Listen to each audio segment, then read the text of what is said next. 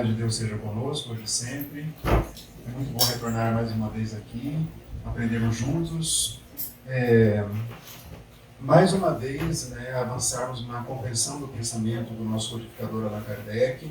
Vamos hoje, a partir de hoje, estudar o terceiro livro, o terceiro grande livro, a grande obra do codificador, que é o Evangelho segundo o Espiritismo.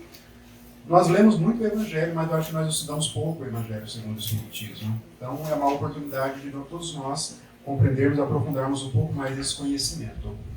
E é com esse estudo que nós alcançamos o núcleo da doutrina espírita. O centro da doutrina espírita está no Evangelho segundo o Espiritismo. Começa-se com o Livro dos Espíritos, a obra grandiosa de perguntas e respostas. Aí Kardec escreve o Livro dos Médiuns, explicando essa faculdade que todos nós temos. Escreve outras obras também, mas ele alcança ali o ápice, alcança ali um momento decisivo de compreensão da doutrina espírita. E nós vamos então, a partir de hoje, entender o pensamento do codificador. São vários detalhes, são vários elementos de interpretação. Quando falamos de Evangelho segundo o Espiritismo, nós estamos falando de um olhar ao Evangelho de Jesus diferente, talvez, de muitas ou quase todas as outras doutrinas que se dispuseram a estudar o Evangelho de Jesus. O Evangelho segundo o Espiritismo não é um livro sobre o Evangelho propriamente dito, vamos entender isso daqui a alguns instantes, porque Kardec não trabalha todos os temas que Jesus trabalhou, porque ele, ou por alguns motivos, primeiro que ele não achou que era tão relevante naquele momento da codificação, e pela questão do tempo, considerando que ele teve apenas um pouco mais de 11 anos para codificar toda a doutrina espírita. Então ele fez o que foi possível. Então, nós trouxemos alguns slides como de costume. Vamos relembrar aqui para quem esteve nos 2 primeiros estudos que nós fizemos no ano passado, do Livro dos Espíritos e do Livro dos Médiuns também, para alcançarmos então aqui a compreensão desejada. Então nós temos 5 encontros que vamos tentar abordar todos os temas. É claro que o tempo é muito limitado, então nós vamos focar naquilo que realmente é mais interessante. 5 encontros é um tempo muito reduzido, considerando que nós temos a eternidade para estudarmos e aprendermos literalmente o Evangelho. Isso não é força de expressão quando nós falamos da eternidade. Vamos entender isso também ao longo do nosso estudo. Então nós dividimos a obra. O primeiro encontro hoje, vamos ver então o prefácio, a introdução e os capítulos de 1 ao 4. Aí no próximo encontro, capítulos 5 ao 10, depois capítulos 11 ao 15, depois no nosso quarto encontro, capítulos 16 ao 22, e finalmente, no nosso último encontro, capítulos 23 ao 28. São 28 capítulos a obra, então vamos ver todos os capítulos aqui. Então, por que um estudo dinâmico? Nós já falamos, ano passado, que esse estudo tem o objetivo de trazer um apanhado geral, uma estrutura geral do conhecimento. É como se nós fôssemos um arquiteto ou um engenheiro civil e fizéssemos uma planta de um imóvel. Então, o estudo dinâmico é uma planta de algo muito maior, que é o estudo individual, que é a assimilação dos conhecimentos por todos. Todos nós teremos que assimilar isso. Então, 5 encontros é apenas um plano geral da obra, para que quando vocês forem ler ou reler a obra, vocês tenham uma dimensão mais exata, uma dimensão mais... fiquem mais íntimos da obra. Quando faz uma leitura mais aprofundada, nós temos uma intimidade com a obra. Então, o estudo de 5 encontros facilita isso. Como nós fizemos com o Livro dos Espíritos e o Livro dos Médiuns também. Então, relembrando rapidamente quem foi Allan Kardec, muitos estiveram aqui no nosso primeiro estudo, Allan Kardec nasceu lá em Lyon, na França, em 1804, e ele estudou naquele Instituto de Verdun, na Suíça, e ele estudou com Pestalozzi, que era um grande nome da educação, da pedagogia, e ele direcionou seus estudos para ali o que podemos chamar de um conhecimento geral. Não existia pedagogia estruturada na época. Então fala assim, ela foi pedagogo. Pedagogo no sentido, vamos dizer, abrangente, mas não uma pedagogia estruturada como se tem hoje. E ele se formou ali no Instituto de Verdun, ensino médio, mais ou menos, equivalente aos de hoje, e aí foi para Paris. E em Paris ele conheceu a Madame Gabrielle Boudet, com quem ele se casaria, e ela era formada em Belas Artes, os dois casaram, não tiveram filhos, e lá na idade mais madura, depois dos 50 anos, Kardec se interessou pelas mesas girantes que ocorriam muito na Europa naquela época. Já falamos sobre isso, aqueles eventos, porque a espiritualidade, ela resolveu se comunicar de uma maneira muito peculiar. A doutrina espírita nasce de um ambiente muito peculiar, muito diferente, que é pelas comunicações com as mesas girantes, os objetos, aquela mediunidade de efeitos físicos da época, que hoje nós praticamente não utilizamos mais, não tem necessidade. Kardec mesmo abandonou aquilo, porque quando ele descobriu a mediunidade de psicografia, ele abandonou as de efeitos físicos e passou a se comunicar por meio dos métodos de psicografia. Então teve aquele início da doutrina espírita, e Kardec viu que os seus estudos caminhavam para a formação de uma doutrina. É isso que ele viu, teve essa visibilidade, essa visão que muitos não tiveram. Porque muitos estudiosos também fizeram suas interpretações, fizeram suas leituras desses fenômenos. Não foi só Allan Kardec, foram muitos, mas ele que estruturou a doutrina. E ele viu que esses estudos tinham que ser divulgados. Aí que ele publicou em 1857 o Livro dos Espíritos, no dia 18 de abril daquele ano, com um pouco mais de 500 questões. Ele foi atualizando à medida que os anos foram passando. E logo depois ele publicou, então, 4 anos depois, o Livro dos Médiuns, em 1861, porque ele tinha a preocupação de legar para a humanidade métodos e cuidados para lidarmos com o plano espiritual.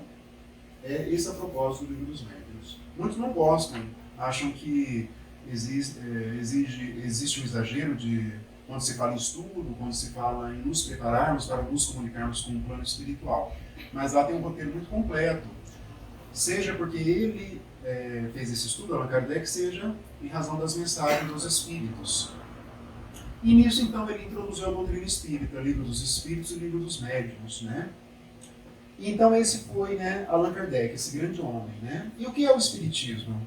Não é uma pergunta fácil. Se alguém perguntar para vocês o que é o Espiritismo, você está lá no centro, no Lusíado, mas o que é o Espiritismo? É difícil, em poucas palavras. Então Kardec vai falar que o Espiritismo é uma ciência que vai observar a chamada espiritualidade, o plano espiritual, a erraticidade. Ao mesmo tempo é uma filosofia, porque tem um conjunto de ensinamentos que se ligam às leis divinas, o que é Deus, para onde nós vamos depois que nós deixamos aqui o nosso corpo físico. Então, todo um apanhado das grandes questões da humanidade. Nesse lado, ele é uma filosofia. E o lado religioso, que foi mais bem desenvolvido no século XX. Kardec não trata a doutrina espírita como uma religião, porque ele tinha medo de vincular o conceito da doutrina com as religiões da época, que são religiões mais dogmáticas, que usam vestimentas, que têm seus ritos, seus... Isso, Kardec tinha muito medo, muito receio disso. Né? Então, porque para ele, religião não é isso. Religião é algo que nos conecta com o Criador. Isso é religião no conceito. Quando nós falamos que a doutrina espírita é uma religião, é nesse sentido. Que ela nos traz uma sabedoria, uma conexão com o nosso Criador, com Deus, com a inteligência suprema, como diz a primeira questão do Livro dos Espíritos. Então, é nessa questão que é uma religião. E muitas pessoas não entendem isso, né? Nós não temos casamento, não temos batizado, não temos esses rituais religiosos. O que importa mesmo é a parte espiritual. Não temos vestimentas diferentes, não temos rituais, né? O passe é um ritual? Não, o passe não é. O passe é uma transmissão de fluidos. E sem o passe eu vou evoluir? Vai evoluir, porque o que depende da evolução é o nosso comportamento moral, não é tomar o passe ou não. O passe é só uma transmissão de fluidos, que é um recurso que nós podemos nos utilizar para melhorar a nossa compreensão, melhorar o nosso perispírito, e até o nosso corpo físico em alguns casos. Isso é o passe, não é um ritual. Ninguém é obrigado a tomar passe, também não é algo essencial, indispensável à vida do espírita. Ao contrário da hóstia do católico, é essencial, né, a celebração do pão e vinho, da entrega da hóstia, porque todo católico deve se comungar. É essencial na vida. Para nós, não. Então, nós não temos rituais, não, porque a doutrina ela se baseia nesse lado espiritual. Dentro da ideia do que disse Jesus, que Deus deve ser reverenciado em espírito e em verdade, né? Dessa maneira. Então, o Espiritismo é essa doutrina que vai descortinar para nós o plano espiritual e as nossas origens, a nossa destinação, as leis divinas, para onde nós vamos, iremos, as leis que governam os nossos atos. Isso é o Espiritismo. E é uma palavra nova, espiritismo, não existia até Allan Kardec. Kardec criou a palavra no francês original, e embora hoje muitas pessoas se rotulam espíritas, algumas denominações usam o vocábulo espírita, mas na verdade não são. Né? Acaba misturando espiritualista com espírita, então isso nós temos que guardar um pouco a doutrina, temos que entender que Kardec teve esse cuidado de criar um vocábulo novo, consequentemente para descrever coisas novas, ou então dar uma interpretação nova a fatos antigos. A doutrina espírita tem essa finalidade também. Então, temos que ser cuidadosos com a palavra espírita, né, a palavra espiritismo, doutrina espírita, temos que ter esse cuidado, porque há uma certa incompreensão por parte das pessoas, da sociedade em geral.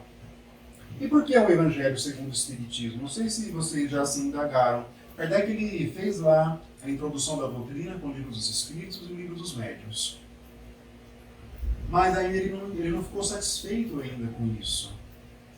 Então precisava de algo mais para um aprofundamento. Aí ele publica em 1864, 3 anos depois do Livro dos Médiuns, dia 15 de abril de 1864, ele publica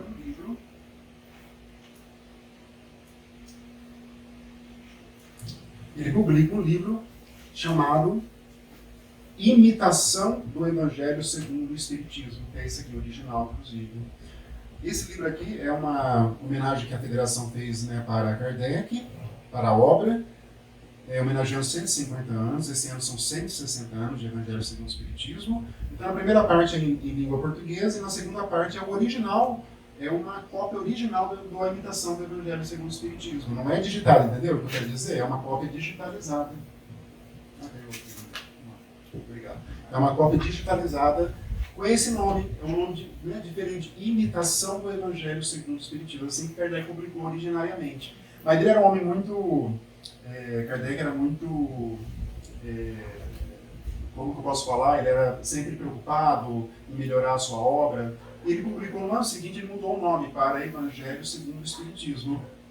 Talvez por orientação dos espíritos, ele não fala isso. Ele simplesmente publica a obra e só muda o título da obra, em 1865. Em 1866, ele publica a obra que vai ser a tradução que nós temos hoje. Ele vai modificar alguns capítulos, vai acrescentar outros capítulos. Ele era realmente assim, né, incansável. Kardec era incansável. E publica, então, o Evangelho segundo o Espiritismo. Essa é uma cópia do de 1866.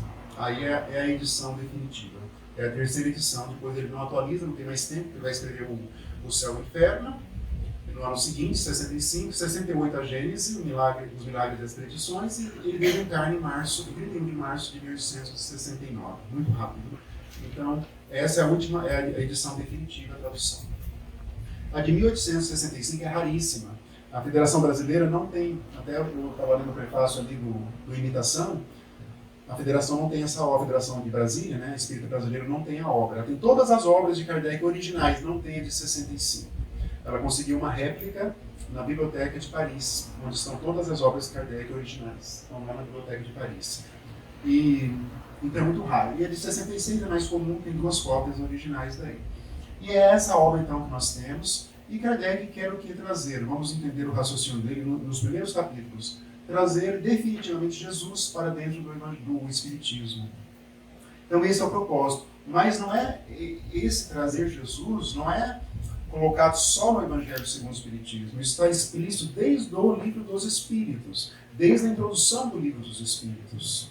Jesus é colocado como sendo realmente os seus ensinamentos, a coluna mestra do Evangelho e das nossas vidas, por assim dizer. Isso é colocado pelos Espíritos. Então, vários ensinamentos, reparem lá no Livro dos Espíritos. Kardec pergunta algo, eles falam assim, disse Jesus, reparem nessa sutileza da obra.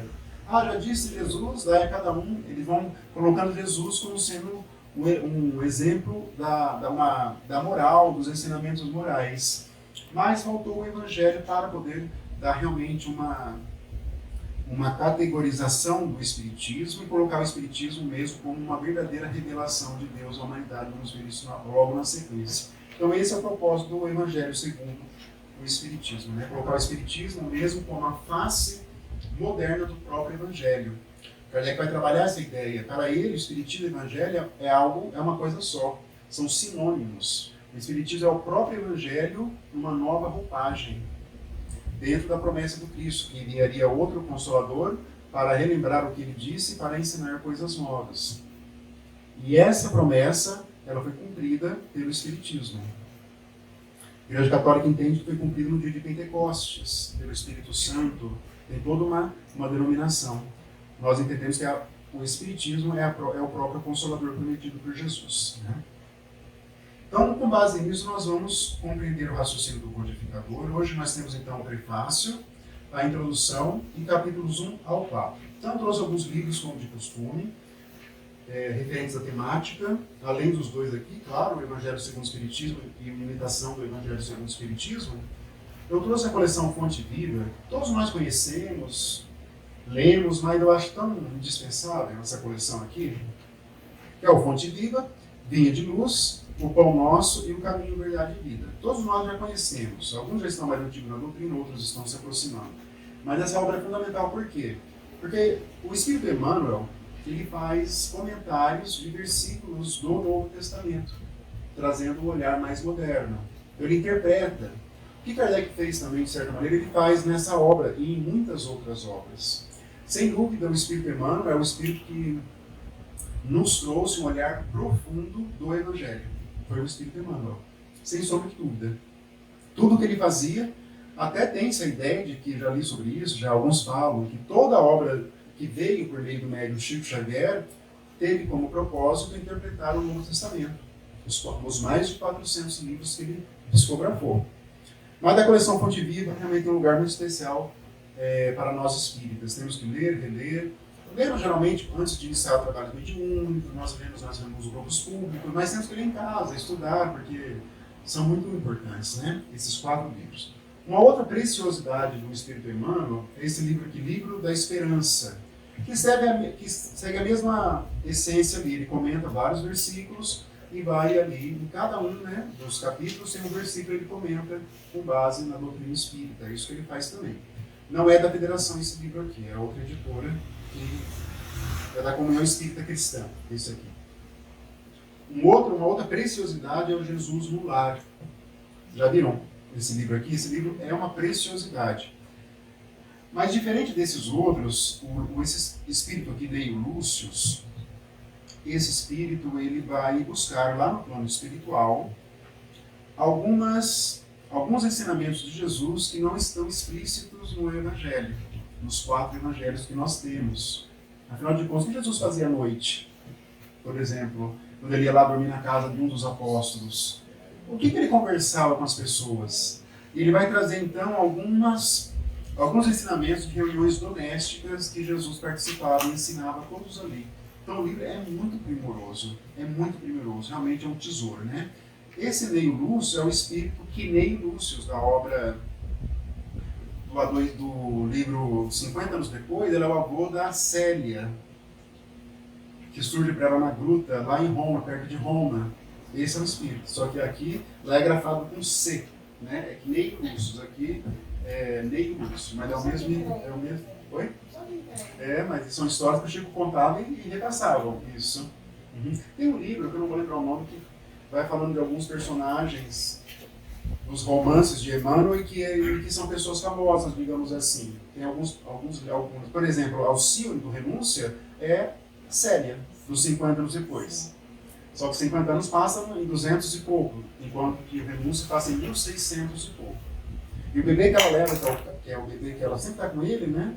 Lá nos 50 anos, é o mesmo Carlos do Renúncia, de 1400, ela está mais de 1000, 2000 anos lutando para que ele se regenere, né, perante a lei divina. E ele aparece, né, na gruta lá, que tem ali perto de Roma. Eu fui a essa gruta, eu fui em Roma em 2018, eu fui a essa gruta onde a Célia se abriga com o bebê e ele aparece para ela, porque ele fica lá no mar, né, à beira-mar. Não é bem em Roma, é um pouquinho próximo de Roma, pelo menos uns 70 quilômetros de Roma. E é isso, por hoje é isso, essas obras aí que eu acho que são essenciais para todos nós, né? Então, o conteúdo de hoje, nós temos o prefácio, nós temos a introdução, o capítulo 1, que é Não Vim Destruir a Lei, O capítulo 2, meu reino não é deste mundo. O capítulo 3, há muitas moradas na casa de meu pai. E o capítulo 4, ninguém poderá ter o reino de Deus se não nascer de novo. O nosso tempo é limitado, não tem como nós lermos aqui as passagens evangélicas que vão fundamentar os capítulos. Kardec usa uma sistemática diferente. Ele coloca um ensinamento de Jesus no começo de cada capítulo, um ou mais ensinamentos, né, algumas passagens, quando ele comenta, ele mesmo comenta, e depois ele concede a palavra aos espíritos e vai introduzindo textos de espíritos ali ao final de cada capítulo. Essa é a metodologia que ele faz. Só tem um capítulo que não faz nenhum comentário. Ele já concede a palavra direto, que é o capítulo que ele fala da missão dos espíritas. Ele não faz nenhum comentário. Vamos chegar lá no final. Ele não faz comentário da missão dos espíritos. Ele passa a palavra direto aos espíritos. Aos espíritos. Tem algo bem peculiar, né? Então vamos ver isso hoje, né? Muito assunto. O tempo nosso já está indo aqui, né? Passa muito rápido aqui no Centro Pedroso, né? Eu vou trazer cada encontro uma frase, um pensamento sobre o Evangelho. Embora é muito difícil, eu já sofri para escolher um hoje, porque são muitos pensamentos lindíssimos, né, na nossa literatura espírita, tão rica que ela é. Mas eu trouxe um de Paulo Estevam, e é do próprio Estevam, esse espírito extraordinário do livro. Todos devemos ler, estudar várias vezes, né, essa obra tão monumental. E dessa obra eu acho o espírito Estevam extraordinário, né? Na época um jovem de 20 e poucos anos, mas com uma fé assim, realmente um espírito intrépido, né? E naquele momento em que quem leu a história vai se lembrar, ele nasce, né? Lá numa região, ele é judeu, né? De família judia, mas acontecem vários fatos e ele acaba indo para Jerusalém. Resumindo aqui, 200 páginas da obra. Mais ou menos, tá? Acontece alguns fatos, ele aparece em Jerusalém. 200 páginas se foram, né? E quem lê a obra não imagina. Começa com o pai dele, não lembra, né? Gesiel, que era... Gesiel era ele, o Joshadeb. Joshadeb caminhava, começa assim a obra, que é o pai dele, né? O nome dele era Gesiel e Estevão viria depois. Mas ele encontra na casa, ele vai para a Casa do Caminho, aquela casa fundada pelos apóstolos, ele tem um contato com Pedro. E ele era muito judeu, era um judeu muito estudioso, ele fala em relação ao sofrimento do povo judeu da época, né? Mas eu acredito que um dia o Messias virá para colocar as coisas no lugar. Ele comenta com Pedro. E isso nós estamos no ano 35 depois. Jesus já tinha sido crucificado fazia em torno de 5 anos. Aí Pedro olha para ele, mas o Messias já veio, já esteve entre nós. Ele fica horrorizado. E ele entrega a Pedro o Evangelho de Mateus, que ele chama Levi, ali, a obra de Levi. É o Evangelho de Mateus que nós temos hoje. E ele lê esse evangelho, porque é curtinho, né? Dá para ler ali em pouco tempo. Aí quando ele retorna, o rosto dele, diz Emmanuel, estava iluminado. Com uma leitura. Uma leitura. Olha já o preparo espiritual do Espírito, onde o evangelho já é penetrado nas entranhas espirituais. E ele diz assim, depois que ele volta com o rosto iluminado de ter lido o evangelho de Mateus. Encontrei o tesouro da vida. Preciso examiná-lo com mais vagar. Quero saturar-me da sua luz, pois aqui presinto a chave dos enigmas humanos. É isso que ele falou no Evangelho de Jesus. Só isso. Só isso. E realmente ele está certo, né? É um tesouro da vida, né? Precisamos examinar muitas e muitas vezes e saturar da luz, pois aqui presinto a chave dos enigmas humanos. Só de uma leitura ele já se conectou ali com o Antigo Testamento, ele era estudioso no Antigo Testamento, né? O povo judeu acredita nos livros de Moisés, depois nos livros dos profetas, toda aquela tradição de mais de 1000 anos. E ele viu então. Então é isso que nós devemos fazer quando nós abrimos o Evangelho segundo o Espiritismo, né? Esse tesouro que é para as nossas vidas. Então vamos começar o livro propriamente dito agora, o prefácio. O prefácio é um prefácio bem interessante. E esse prefácio só tem 4 parágrafos. E Kardec diz que ele foi colocado como prefácio porque ele vai trazer o caráter do Espiritismo e a finalidade da obra. E esse prefácio tem um tom profético, um tom... é uma convocação a todos. Né? E diz assim, só trouxe 2 parágrafos, né? Não temos tempo da leitura integral. Os Espíritos do Senhor, que são as virtudes dos céus, qual imenso exército que se movimenta ao receber as ordens do seu comando, espalham-se por toda a superfície da terra. E semelhantes a estrelas cadentes, vêm iluminar os caminhos e abrir os olhos aos cegos. Uma imagem poética, né? Todos os espíritos, virtudes dos céus, vêm abrir os nossos olhos. Não é só na doutrina, né? Toda a terra é influenciada pela espiritualidade superior.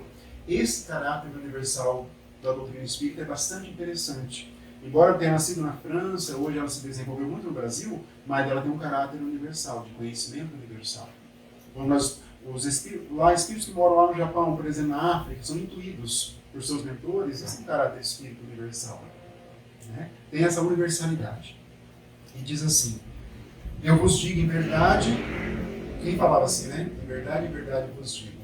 Quem usava essa fórmula, né? Jesus usava essa fórmula, né? E eu vos digo em verdade que são chegados os tempos em que todas as coisas há de ser restabelecidas, no seu verdadeiro sentido, para dissipar as trevas, confundir os orgulhosos e glorificar os justos. Então é uma linguagem um pouco diferente. Quem assina essa mensagem é o Espírito de verdade. Quem é o Espírito de verdade? Tem muitas polêmicas, muitas interpretações. Alguns falam que é Jesus, outros falam que é um conjunto de espíritos em nome de Jesus, não é um espírito só, a personificação. Tem aquele texto que Kardec, nós já falamos sobre isso, coloca no livro dos médiuns como sendo atribuído a Jesus. Ele faz uma reserva, fala que temos que ter certas reservas, e é aquele texto, né? Venham como outrora aos desviados filhos de Israel, é esse texto. E Kardec coloca lá Jesus, lá no livro dos médiuns. Ele reproduz no livro o Evangelho segundo o Espiritismo, vamos ver isso mais adiante, o mesmo texto, mas daí ele coloca Espírito de verdade. Ele não coloca Jesus. É o mesmo texto. É o mesmo texto. Então ficamos assim, né? Talvez o Espírito de verdade seja realmente uma pleia de um conjunto de espíritos e Jesus dirigindo essa pleia, talvez ele mesmo tenha se comunicado. Kardec não fala qual médium que recebeu essa mensagem, que está lá no livro dos médiuns. Não é colocado o nome do médium, mas se existe essa mensagem, se foi Jesus, ele se comunicou por um médium. Então, fica isso, né? Provavelmente seja uma pleiade de espíritos mesmo, um conjunto de espíritos. E a introdução propriamente dita, que é muito fundamental, porque a introdução vamos entender a lógica do pensamento do codificador. Então, logo no começo, no primeiro parágrafo, Kardec diz assim, podem dividir-se em 5 partes as matérias contidas nos evangelhos. 4 evangelhos, João, Mateus, Lucas e Marcos, os 4 evangelhos que nós temos hoje. Os atos comuns da vida do Cristo, o que ele fazia, por exemplo, foi lá na festa, nas bodas de Canaã, que transformou a água em vinho, por exemplo, os atos antes da crucificação, vários elementos, depois a ressurreição dentro da compreensão de muitos cristãos, do que chama a ressurreição, vamos ver isso hoje ainda. Depois o desaparecimento do corpo dele, e isso não é explicado, né, até hoje, o que aconteceu com o corpo, né? Muitos entendem, os católicos, que o corpo, Jesus, ele ressuscitou, aí vem a ressurreição, né? Ele foi aos céus pelo corpo físico dele, né? Porque ele não foi encontrado no corpo físico. E pasmem vocês, nenhum espírito de escola confiável fez menção a esse acontecimento. Nenhum espírito humano, nada. Nós não sabemos o que aconteceu com o corpo de Jesus, o corpo físico que ele utilizou aqui, né?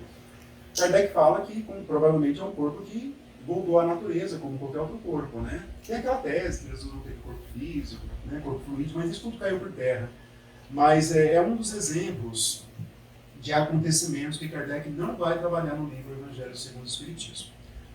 Os milagres, muitos eventos chamados milagres, atribuídos a Jesus, multiplicação dos pães, dos peixes e muitos outros, né? Ele curou muitas pessoas que tinham problemas, paraplégicos, leprosos, chamados leprosos da época. Muitas pessoas foram curadas, chamados milagres. É uma outra parte. As predições, que são as previsões do futuro, o que ia acontecer com a humanidade, também houve isso. E as palavras que foram tomadas pela igreja para fundamento de seus dogmas. Quando fala igreja com letra maiúscula, a igreja católica. Então ela tomou, por exemplo, a Trindade, né? Cristo, Espírito Santo e Deus, por exemplo, o pão e o vinho, o corpo de Jesus na hóstia, aqueles símbolos, quem foi católico conhece muito bem os símbolos da igreja católica. Então ela tomou algumas palavras como sendo dogmas, não podem ser modificados, por exemplo. E a quinta parte é o ensino moral, que decorre dos ensinamentos de Jesus. Qual é a parte que vocês acham que Kardec vai trabalhar aqui no Evangelho segundo o Espiritismo? É a parte moral. Então, esse é o ponto principal que nós temos que entender aqui. Ele não vai trabalhar os atos comuns da vida do Cristo. Ele vai deixar lá para o livro A Gênese, que vai chamar A Gênese, os milagres e as predições segundo o Espiritismo, que é a última obra dele. Vai trabalhar um pouco lá. Essas palavras que foram tomadas, ele não vai explicar, essa questão não passa por Kardec. Isso vai ficar para outros espíritos, outros estudiosos pós-Kardec. Aí não temos mais aquela certeza absoluta. Cada espírito vai dar o seu comentário sobre esses acontecimentos. O Espírito Emmanuel comenta, por exemplo, vários acontecimentos dos evangelhos, comenta as cartas de Paulo. Kardec vai falar pouquíssimo, quase nada das cartas de Paulo. Os Atos dos Apóstolos, por exemplo, foi escrito por Lucas, faz parte do Novo Testamento. Kardec praticamente ignora. Ele vai concentrar naquilo que é a essência da essência, por assim dizer. O núcleo é o Evangelho. O núcleo do Evangelho são os ensinamentos morais. Olha que coisa, ele vai concentrar nisso. São 28 capítulos nos ensinamentos morais, que é o grande, vamos dizer assim, é o acontecimento mais importante da história da humanidade, a vinda de Jesus para nos ensinar a parte moral. Isso sem sombra de dúvida. Os demais aspectos são um pouco secundários. Não que não sejam importantes, mas são secundários. Esses 4 aqui são mais secundários. Isso aqui não vai trazer evolução para ninguém, sabendo ou não sabendo. Isso que eu quero que vocês saibam. Isso vai trazer evolução. Isso vai trazer evolução. Se eu sei o que aconteceu, como foram os milagres, né? Foram os fluidos que Jesus usava. Jesus era um espírito puro, ele manipulava os fluidos, que nós hoje doamos no passe. Jesus tinha um conhecimento pleno dos fluidos. Então isso fazia, ele usava os fluidos para a cura. Jesus, né? É um assunto bem polêmico até hoje no nosso movimento espírita, né? Uns falam, gostam muito, né? Dos fluidos, a chamada fluidoterapia, algumas casas espíritas, outros falam do passe, uns falam que não precisa, outros falam que tem que ter toque, outros falam que não. É uma briga. Até hoje nós não entendemos muito bem a questão dos fluidos. Ainda ela está em grau de maturação ainda. Mas o mais importante é isso aqui. Pode tomar passe, pode tomar a fluidoterapia, pode ir lá 10 vezes, mas se a pessoa não melhorar, isso aqui não vai trazer evolução para ela. Descobri agora por que ele é meu presidente, minha moral deve estar. De todos nós, né? De todos nós. De todos nós. Então é esse o nosso ponto central. Quem está desligando o telefone aqui ou sou eu que estou colocando aqui? Ele está desligando mesmo. É mesmo? Uhum. Então vamos ter essa ideia aqui, né? Dos ensinos morais de Jesus. Então a introdução diz assim, Kardec. As 4 primeiras, né, têm sido objeto de controvérsias. A última, o ensino moral, porém, conservou-se constantemente inatacável. É verdade, porque todas as seitas, as religiões que nasceram com base no cristianismo, em Jesus, ninguém vai alterar a parte moral dos ensinamentos. Se nós estamos num centro espírita falando do amor ao próximo, vai ser da mesma maneira que um mormon está no templo de Jesus Cristo dos Santos dos Últimos Dias, vai falar da mesma coisa. O adventista vai falar a mesma coisa que uma testemunha de Jeová sobre amar a Deus, sobre todas as coisas e ao próximo como a si mesmo. A católica é a mesma coisa da igreja Congregação de Deus. A parte moral é a mesma, é inalterável. Olha o pensamento de Kardec. Eu vi um pastor falando esses dias assim, no vídeo dele. Um pastor que conhecia o Evangelho segundo o Espiritismo. Mas Kardec, quando escreveu o Evangelho segundo o Espiritismo, ele ocultou as partes que contrariavam o Espiritismo. Ele fala assim, pastor. Mas não foi isso que Kardec fez. Kardec justamente queria fazer um ponto de uniformizar o ensinamento de Jesus, para qualquer pessoa que lesse, sendo espírita ou não, concordasse. É isso que ele quis fazer, esse é o propósito. Né? E por isso que foi inatacável. Até dizem que Jesus falava muito por parábola, porque as parábolas não tem como se deturpar. É uma história que tem um fundo moral. Então, ao longo dos séculos, mesmo muitas traduções, elas permaneceram incólumes, no sentido de o ensinamento continua ali em vigor. Por isso que Jesus legava os seus ensinamentos por parábolas, por esse motivo. Ninguém modificaria. Né? Olha como, né, o pensamento. Para os homens em particular, constitui aquele código que nós vamos começar a ver aqui, uma regra de proceder que abrange todas as circunstâncias da vida privada e da vida pública, o princípio básico de todas as relações sociais que se fundam na mais rigorosa justiça. Então, Kardec desloca esse ensinamento moral para a nossa vida prática, a nossa vida cotidiana. Para a grande maioria das religiões cristãs, e não todas, a parte moral é um pouco negligenciada. Não é colocada como sendo algo indispensável para a chamada salvação, para nós espíritos, a evolução. Então, para eles, aceitar Jesus, como eles falam, é o suficiente para você conseguir o chamado paraíso. Se você pode ser um criminoso, mas você se arrepender no leito de morte e aceitar Jesus, eu aceito Jesus como meu Salvador, para eles é o suficiente. Para o Espiritismo, não. Há uma necessidade de reforma moral e de aplicação desses ensinamentos. Se não for possível uma encarnação, tem que ser numa outra necessariamente. Por isso, o princípio da reencarnação é essencial para a compreensão do Evangelho. Kardec vai falar isso. Não há como compreender o Evangelho de Jesus sem a ideia de reencarnação. Nós teremos uma visão bastante limitada disso. Então, esse é o núcleo, né, é o cerne, é o ponto central das nossas preocupações. O que nós vamos fazer com os ensinamentos de Jesus na nossa vida cotidiana, no nosso trabalho, na nossa família, nas nossas relações, na via pública, enfim, na nossa vida íntima particular, a natureza dos nossos pensamentos. O Evangelho vai impactar toda a nossa vida. Pelo menos é esse o propósito. Olha como é algo profundo. Nenhuma doutrina chega tanto como o Evangelho de Jesus. É finalmente, acima de tudo, esses ensinamentos morais, o roteiro infalível para a felicidade vindoura. É o Evangelho de Jesus. E as pessoas ainda ficam horrorizadas quando nós falamos que nós espíritos somos cristãos. A pessoa fica, né? E Kardec coloca justamente o Evangelho como sendo, né, a fonte, o roteiro. Não é o Espiritismo, não é o livro dos Espíritos, não. O roteiro são os ensinamentos morais de Jesus. Se qualquer ser humano tiver acesso a esse roteiro, procurar compreendê-lo, praticá-lo, já está no roteiro de felicidade, independente de qualquer religião, e se não praticar nenhuma religião. É isso. As religiões, elas devem ser caminhos, roteiros também. O movimento espírita é um roteiro de compreensão e de entendimento da doutrina espírita. E a doutrina, por sua vez, é um roteiro para compreender o Evangelho. Tudo, né, vai se conectando. Mas só o fato de estarmos aqui no movimento espírita ou participarmos, isso por si só, se isso não se converter em progresso, isso não será levado em consideração no plano espiritual para nós. Podemos dar 20 palestras, 100 palestras, 30 anos no passe, mas retornarmos vazios de espiritualidade se nós não tivermos a chamada reforma moral com base nos ensinamentos de Jesus. Essa é a base. Os livros de André Luiz têm muitos e muitos exemplos sobre essa questão, né? O filme Nosso Lar 2 tentou trazer, mas em 2 horas eu achei o filme, eu fico frustrado, porque o livro é tão rico, Os Mensageiros, mas com 2 horas e foi muito rápido, muito raso.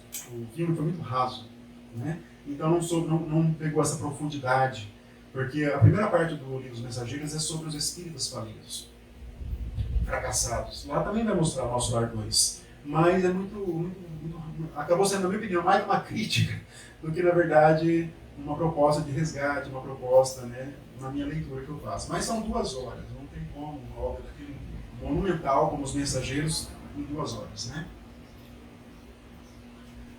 É o levantamento de uma ponta do véu que nos oculta a vida futura. É uma ponta, imagina um véu lá, o Evangelho ainda é uma ponta, tem muito mais coisas ainda. Muito mais coisas ainda, né? Essa parte é que será o objeto exclusivo desta obra.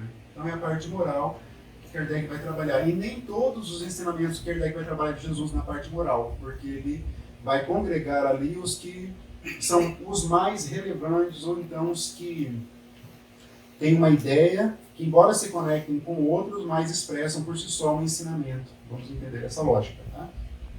Aí vai caber aos espíritos, outros espíritos, fazerem os seus comentários, como o próprio Espírito Emmanuel em muitos livros sobre o Evangelho de Jesus. Então temos que ter essa ideia desses ensinamentos morais, né? Ainda na introdução diz assim Kardec: toda gente, isso aqui é um puxão de orelha, né? Toda gente admira a moral evangélica, todos nós. Todos lhe proclamam a sublimidade, todas as religiões, e a necessidade. Muitos, porém, assim se pronunciam por fé, só por fé. confiados no que ouviram dizer. Alguém disse, o pastor disse, o evangelho, alguém, um palestrante espírita, eu acredito nisso, porque ouviu uma pessoa dizer. Ou firmados em certas máximas que se tornaram proverbiais, provérbios. Amar a Deus sobre todas as coisas e ao próximo como a si mesmo. Só, é provérbio, não um provérbio. Né? Quem com a espada se fere, com a espada se ferirá. É um provérbio. Não tem uma dimensão profunda como é a proposta da doutrina espírita. E se nós repetirmos muito uma ideia, vai perdendo o significado. Se nós não tivermos disposição de fazer um estudo mais aprofundado dessas ideias. Então isso realmente é um perigo para todos nós. Poucos, no entanto, a conhecem a fundo. E menos ainda são os que a compreendem e lhe sabem deduzir as consequências. Pouquíssimas pessoas. Por incrível que pareça, o Evangelho tem quase 2000 anos e pouquíssimas pessoas sabem compreender a profundidade do Evangelho. Não sem propósito que o Espírito Emmanuel escreveu seus 5 romances com esse propósito, de demonstrar como que o Evangelho penetra mesmo numa pessoa, nos seus grandes personagens, no Estevão, no Paulo, no Alcione, naqueles grandes personagens da obra, como que eles conseguem colocar em prática ali o Evangelho de Jesus. Né? A própria Lídia, do há 2000 anos, já se converteu ali. Então nós vamos entender isso. Né? E Kardec vai usar o quê? Né? Uma linguagem ali alegórica. Jesus usou uma linguagem alegórica para uma época. É muito comum na época quando Jesus esteve aqui conosco, os livros usarem essa linguagem. Os gregos também usavam uma linguagem muito alegórica, os judeus usavam também muito alegórica. Então, o Espiritismo tira essas alegorias e coloca mesmo para que todos possam compreender com perfeição. Então, esse é um dos propósitos. Tá? E a estrutura dos capítulos, como nós falamos, né? Então, ensinamento de Jesus, comentário de Allan Kardec, e depois ele concede a palavra ali aos Espíritos. Alguém tem alguma pergunta, algum comentário? Se quiser, ele pode interromper e fazer. Tá? Ainda na introdução, ele diz assim, né? Respeitamos a tradução de Sacy, que é um escritor francês que fez a tradução para a língua francesa. Hoje, pelo que eu li, existem outras traduções e às vezes as menções de alguns versículos são diferentes daquela usada por Kardec. Né? O livro então está fazendo 160 anos, então houve algumas alterações em alguns versículos por outros tradutores também. Mas não é o nosso propósito esse aprofundamento. Grupamos e classificamos metodicamente as máximas segundo as respectivas naturezas, de modo que decorram uma das outras tanto quanto possível. Assim que ele utilizou então essa metodologia. Muitos pontos dos evangelhos, da Bíblia e dos autores sacros, em geral, só são ininteligíveis, incompreensíveis, parecendo alguns irracionais por falta da chave que faculte se lhes apreenda o verdadeiro sentido. Então, quando nós lemos a Bíblia ou lemos o próprio Evangelho, falta alguma coisa, uma compreensão. Embora para nós, espíritas, a razão é muito importante. Para muitas pessoas não, basta ler, eu tenho uma tia, coitada, ela é muito simples, tem quase 80 anos, ela pega também da Bíblia, mas ela não entende absolutamente nada, né? Então ela fica olhando assim, né? Claro, tem um bom interesse, uma boa disposição, mas falta se compreender sem essa essência. Onde está a chave, né? Essa chave está completa no Espiritismo, olha como ele era ousado Allan Kardec nessa época. Logo depois que o livro foi publicado, a Igreja Católica colocou lá na França no rol dos livros que não devem ser lidos. O Kardec ficou feliz, ele falou, então quer dizer que realmente ele coloca isso, né, lá no Obras Póstumas. Realmente o livro então tem alguma ideia interessante para que a Igreja refute, né, colocou todas as obras do Espiritismo para que não sejam lidas por ninguém. Né. Imagine colocar isso, né, a chave para a compreensão do Evangelho. Até então a Igreja Católica tem o domínio do Evangelho, por assim dizer. Né. Embora já tenha tido a reforma, mas a Igreja Católica é a grande igreja cristã. Né. Todas as cidades vão ter no mínimo lá um templo ali, né, no centro da cidade, não é assim? Em todo lugar do mundo, no mundo inteiro a Igreja Católica tem um domínio do mundo ocidental realmente muito grande.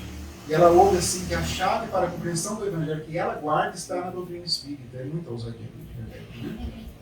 É muito ousadia, né?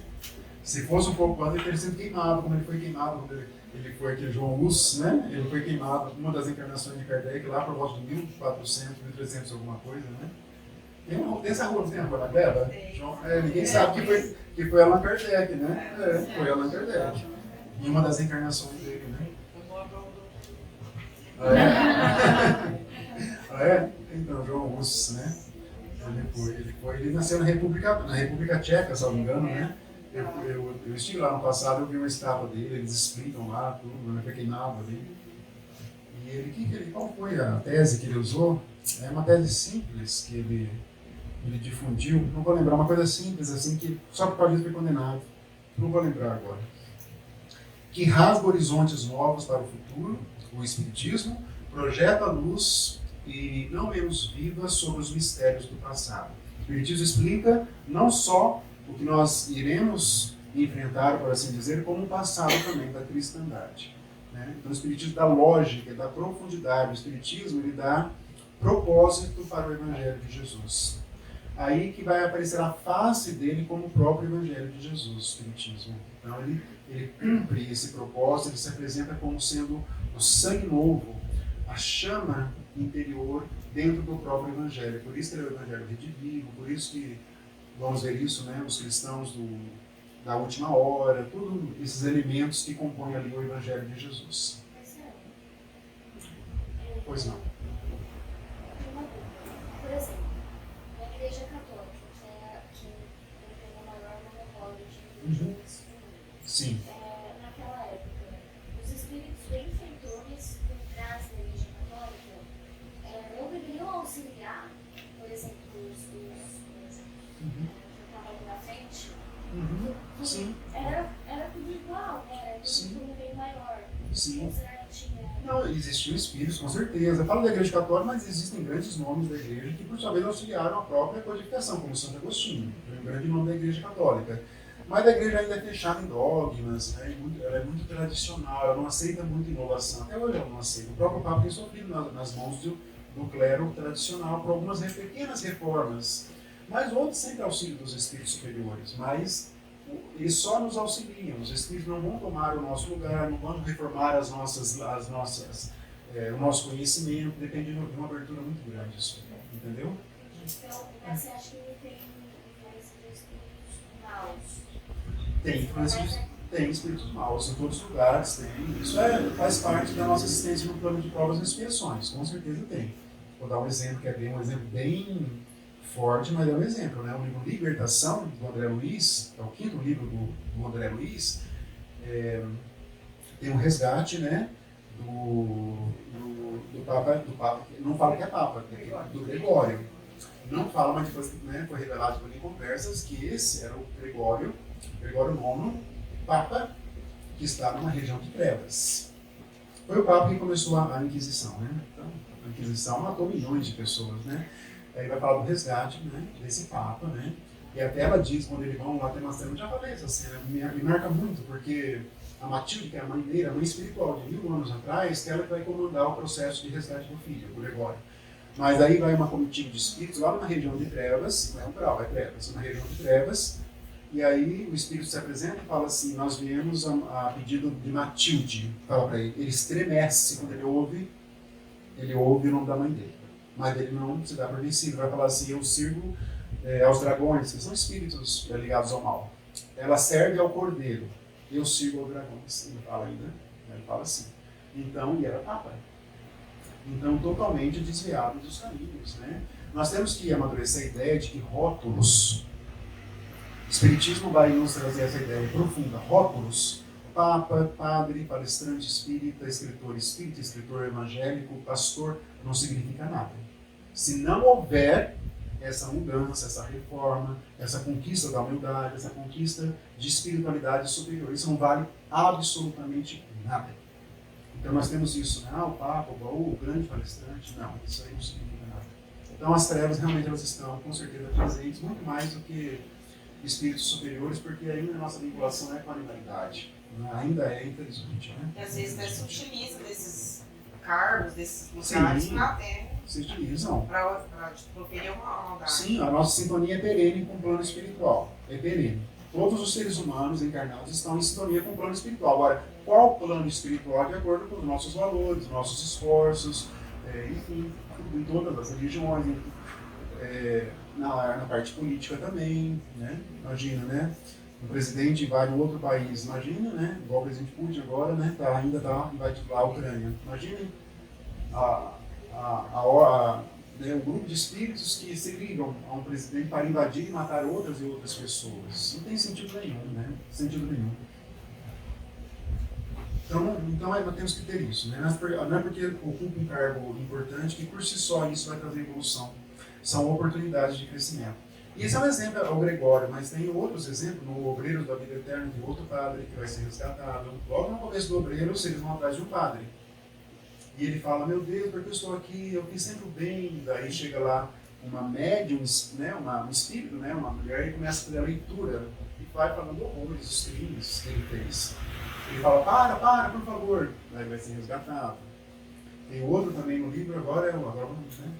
Precisamos de um estudo de novo, né?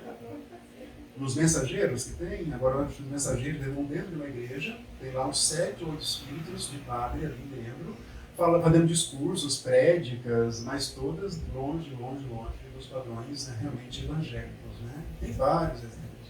E tem de espíritos também que já começam os mensageiros ali, presidentes de centro espírita, médios fracassados, oradores, dialogadores, todos fracassados. Qualquer dia que você for, te dou pelo menos um de cada religião, Marcelo. Total, concordo com você. A ministra Veneranda fala para aquele dialogador, como mensageiros, ele foi falar, mas por que eu caí, ministra? A ministra fala, porque você ensinou Jesus, né? Mas tem a frase bonita dela, né? Você...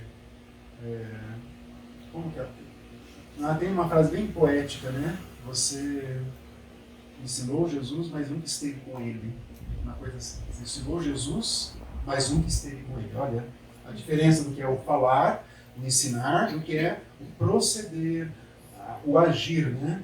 Chico Xavier teve um comportamento evangélico assim, né? Nas alturas. Com todas as dificuldades que ele tinha, né? Só assistem lá o Pinga Fogo, entre muitas entrevistas, ele exala amorosidade. Pode reparar, tem outros espíritos mais antigos, importantes, que não exalam amorosidade como o Chico. Isso é uma conquista do espírito dele, né? Altamente evangélica, né? Para escrever tantos livros, tinha que ter um aparato. Ninguém vai escrever um Paulo Estevam se não tem dentro dele uma limpeza. Isso está no livro dos médiuns, que os espíritos usam do arcabouço intelectual e moral do médium para produzir suas obras. Como vai produzir um Paulo Estevam se o médium for um médium exemplar? É um exemplo, né? Está lá, então tem essas conexões. Por isso, o mais importante é isso que Kardec falou, é a parte moral, que muitos poucos conhecem, e dentre os que conhecem, poucos que praticam. Essa é a questão. A contribuição dos espíritos por meio de muitos médiuns de diferentes países para a realização da obra. Então, Kardec contou mais uma vez, ele tinha um intercâmbio com vários, ele chama de centros espíritas, mas não é o centro que nós temos hoje, é um núcleo, as pessoas que se reuniam para dialogar com espíritos. Tem muitos dos filmes, tem até filmes que não são espíritos, tem como os outros, né, que se passam na Inglaterra, tem um grupo lá se comunicando. Né? Não são espíritas, mas se comunicam com espíritos. Porque espírita, embora muita gente pense, falou em espírito, falou em comunicação, é espírito. Não, espírito é o que é os padrões de Kardec, né, de Allan Kardec. Então se comunicam, né? E ele recebia essas mensagens de vários médiuns e ele ia compilando, organizando, lendo para produzir as suas obras. Ele não gosta de colocar o nome do médium, Kardec nunca gostou. Ele falava que isso para quê? Homenagear médium que só contribuiu mecanicamente, ele colocava na linha de rodapé. Nem cita os médiuns, porque o que importa são os ensinamentos dos espíritos. Por isso, fazendo conexão com a modernidade, médiuns que gostam muito de se engrandecer ou são idolatrados de maneira muito intensa pelo movimento espírita, é muito perigoso para o próprio médium. Isso, ele pode se desviar. Vocês imaginam quantos médiuns na época de Kardec também contribuíram, mas que não tiveram seus nomes divulgados e nem se importaram, porque não era deles, era só um auxílio. No século XX houve, né? O caso do Chico, ele foi tão grande no comportamento dele que ele acabou tendo uma legião, digamos assim, de pessoas muito simpáticas. Ele acabou muitas pessoas querendo ser como Chico Xavier. Não sei se vocês tiveram já essa leitura. Muitas pessoas querem parecer Chico Xavier sem passar pelo sacrifício que teve Chico Xavier. Então, tem muito isso no nosso movimento espírita, né? Então, temos que tomar muito cuidado, né? Esta obra é para uso de todos. Kardec tinha uma ideia muito universal da doutrina espírita. de que qualquer ser humano poderia estudar a doutrina. Ele tinha essa ideia universal, né? Não só do movimento espírita propriamente dito, mas qualquer pessoa, qualquer ser humano. Esta obra é para uso de todos. Dela podem todos aurir os meios de conformar com a moral do Cristo o respectivo proceder, o nosso comportamento. Aos espíritas oferece aplicações que lhe concernem de modo especial. A lei evangélica que os próprios espíritos ensinaram a todas as nações já não será letra morta, porque cada um a compreenderá e se verá incessantemente compelido a pô-la em prática, a conselho de seus guias espirituais. O que ele quer dizer? Vocês lembram, né, quando Kardec perguntou onde está escrita a lei de Deus? Está lá no livro. Ah, está no Evangelho? Está no livro dos Espíritos? Está no Evangelho segundo o Espiritismo? Não, ela está na nossa consciência, no nosso eu espiritual. Olha que interessante. Os Evangelhos, o Evangelho segundo o Espiritismo, todas as outras obras são só manifestações materiais e interpretações da lei, mas a lei está dentro de nós, de todos os espíritos encarnados.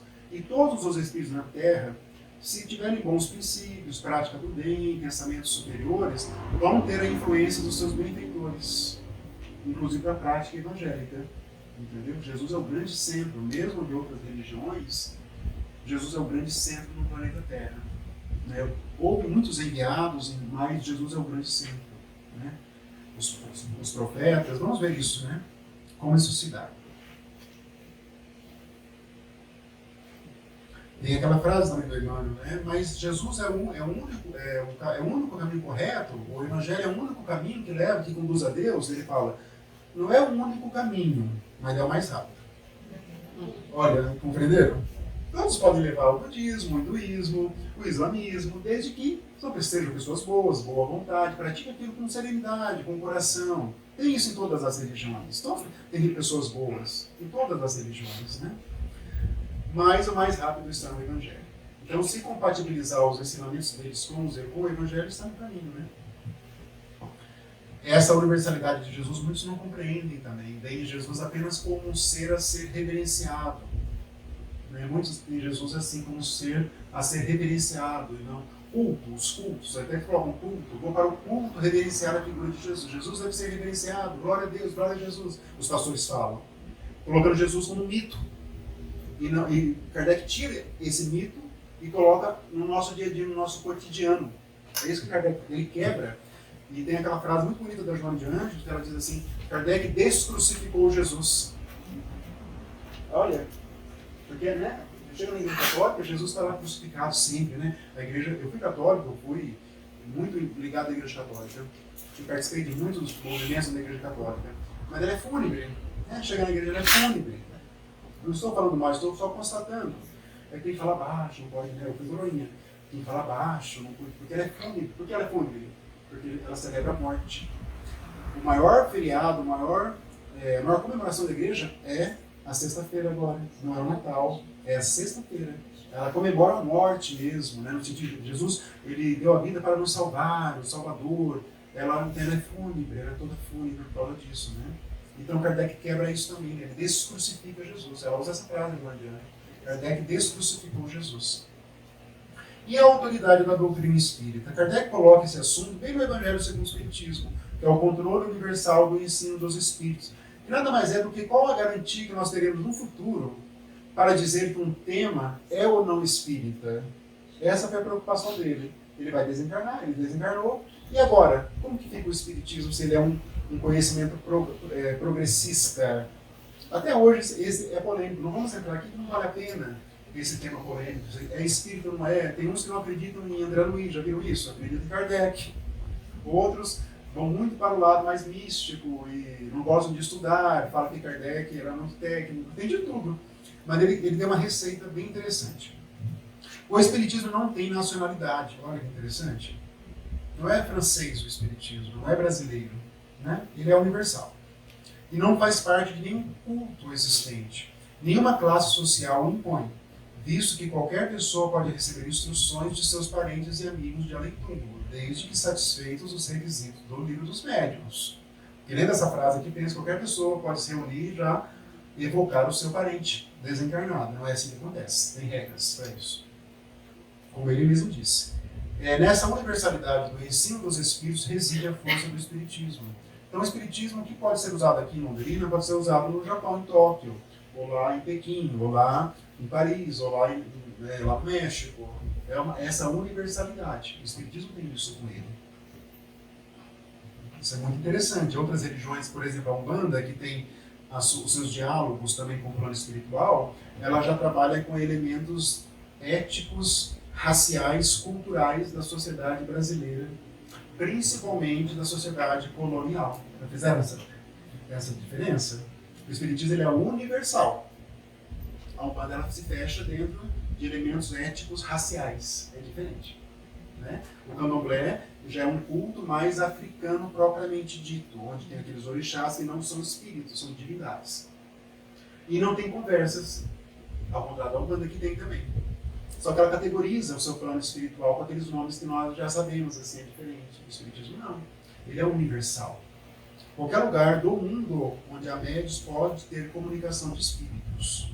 Então essa leitura da universalidade da doutrina espírita que nós temos que destacar aqui. Nessa universalidade, então, que reside a força do Espiritismo. Diante da diversidade de progresso dos espíritos, com relação a tudo que seja fora do âmbito do ensino exclusivamente moral, as revelações que cada um possa receber terão um caráter individual, sem cunho de autenticidade, que devem ser consideradas opiniões pessoais de tal ou qual espírito, e que imprudente for aceitá-las e propagá-las levianamente como verdades absolutas. É muito perigoso isso. Eu acho muito perigoso uma pessoa colocar muito no seu Instagram, os influencers de espiritismo. O que o espiritismo pensa sobre tal assunto? Eles começam assim. Isso é perigosíssimo. Porque pode ser que eles usam só a opinião de um espírito. Pode ser Joana de Ângeles, pode ser André Luiz, pode ser Emmanuel. Mas isso não traduz o pensamento universal da doutrina espírita. Isso é muito perigoso. Então temos que ter essa cautela máxima, entendeu? O que diz o Espiritismo sobre o Carnaval? Eu vi uns posts assim, né, nesse final de semana. Aí pega lá um trecho de uma obra do Espírito Manuel Filomeno de Miranda, que é importante, é interessante. Mas não podemos falar que isso é uma opinião do Espiritismo. Não podemos, porque Kardec não falou de Carnaval porque não era o momento desse estudo. Entenderam a diferença? Podemos falar um assunto à luz da doutrina espírita, podemos falar, mas não que isso seja doutrina espírita. Isso que é perigoso. É isso que ele quer advertir. Isso fica, então, né, não podemos propagá-las como verdades absolutas. Isso é muito perigoso. Podemos falar, segundo Manuel Filomeno de Miranda, o Carnaval é visto como algo que pode nos induzir a excessos de toda ordem, que isso não é bom para o espírito. É uma linguagem mais acessível, mais compreensível do que é o Carnaval. Por exemplo, não uma maneira radical também que já vi vários falarem, né? As trevas chegam no momento do Carnaval. É muito radical falar dessa maneira, né? Elas vêm também, independente do Carnaval ou não. Né? Essa é a questão, né? Essa é a questão, né? São as vinculações nossas, né? Por causa do Carnaval, por exemplo. Então, temos que tomar cuidado, né? O que o Espiritismo diz? O que pensa do Espiritismo? Tem muitos casos assim, né? Então, não é bem essa tradução do pensamento de Allan Kardec. Quando nós não estudamos Allan Kardec, nós vamos sendo induzidos por algumas ideias que não traduzem o pensamento do codificador. E ele era, né, o puro bom senso. E a autoridade, então, da doutrina, né?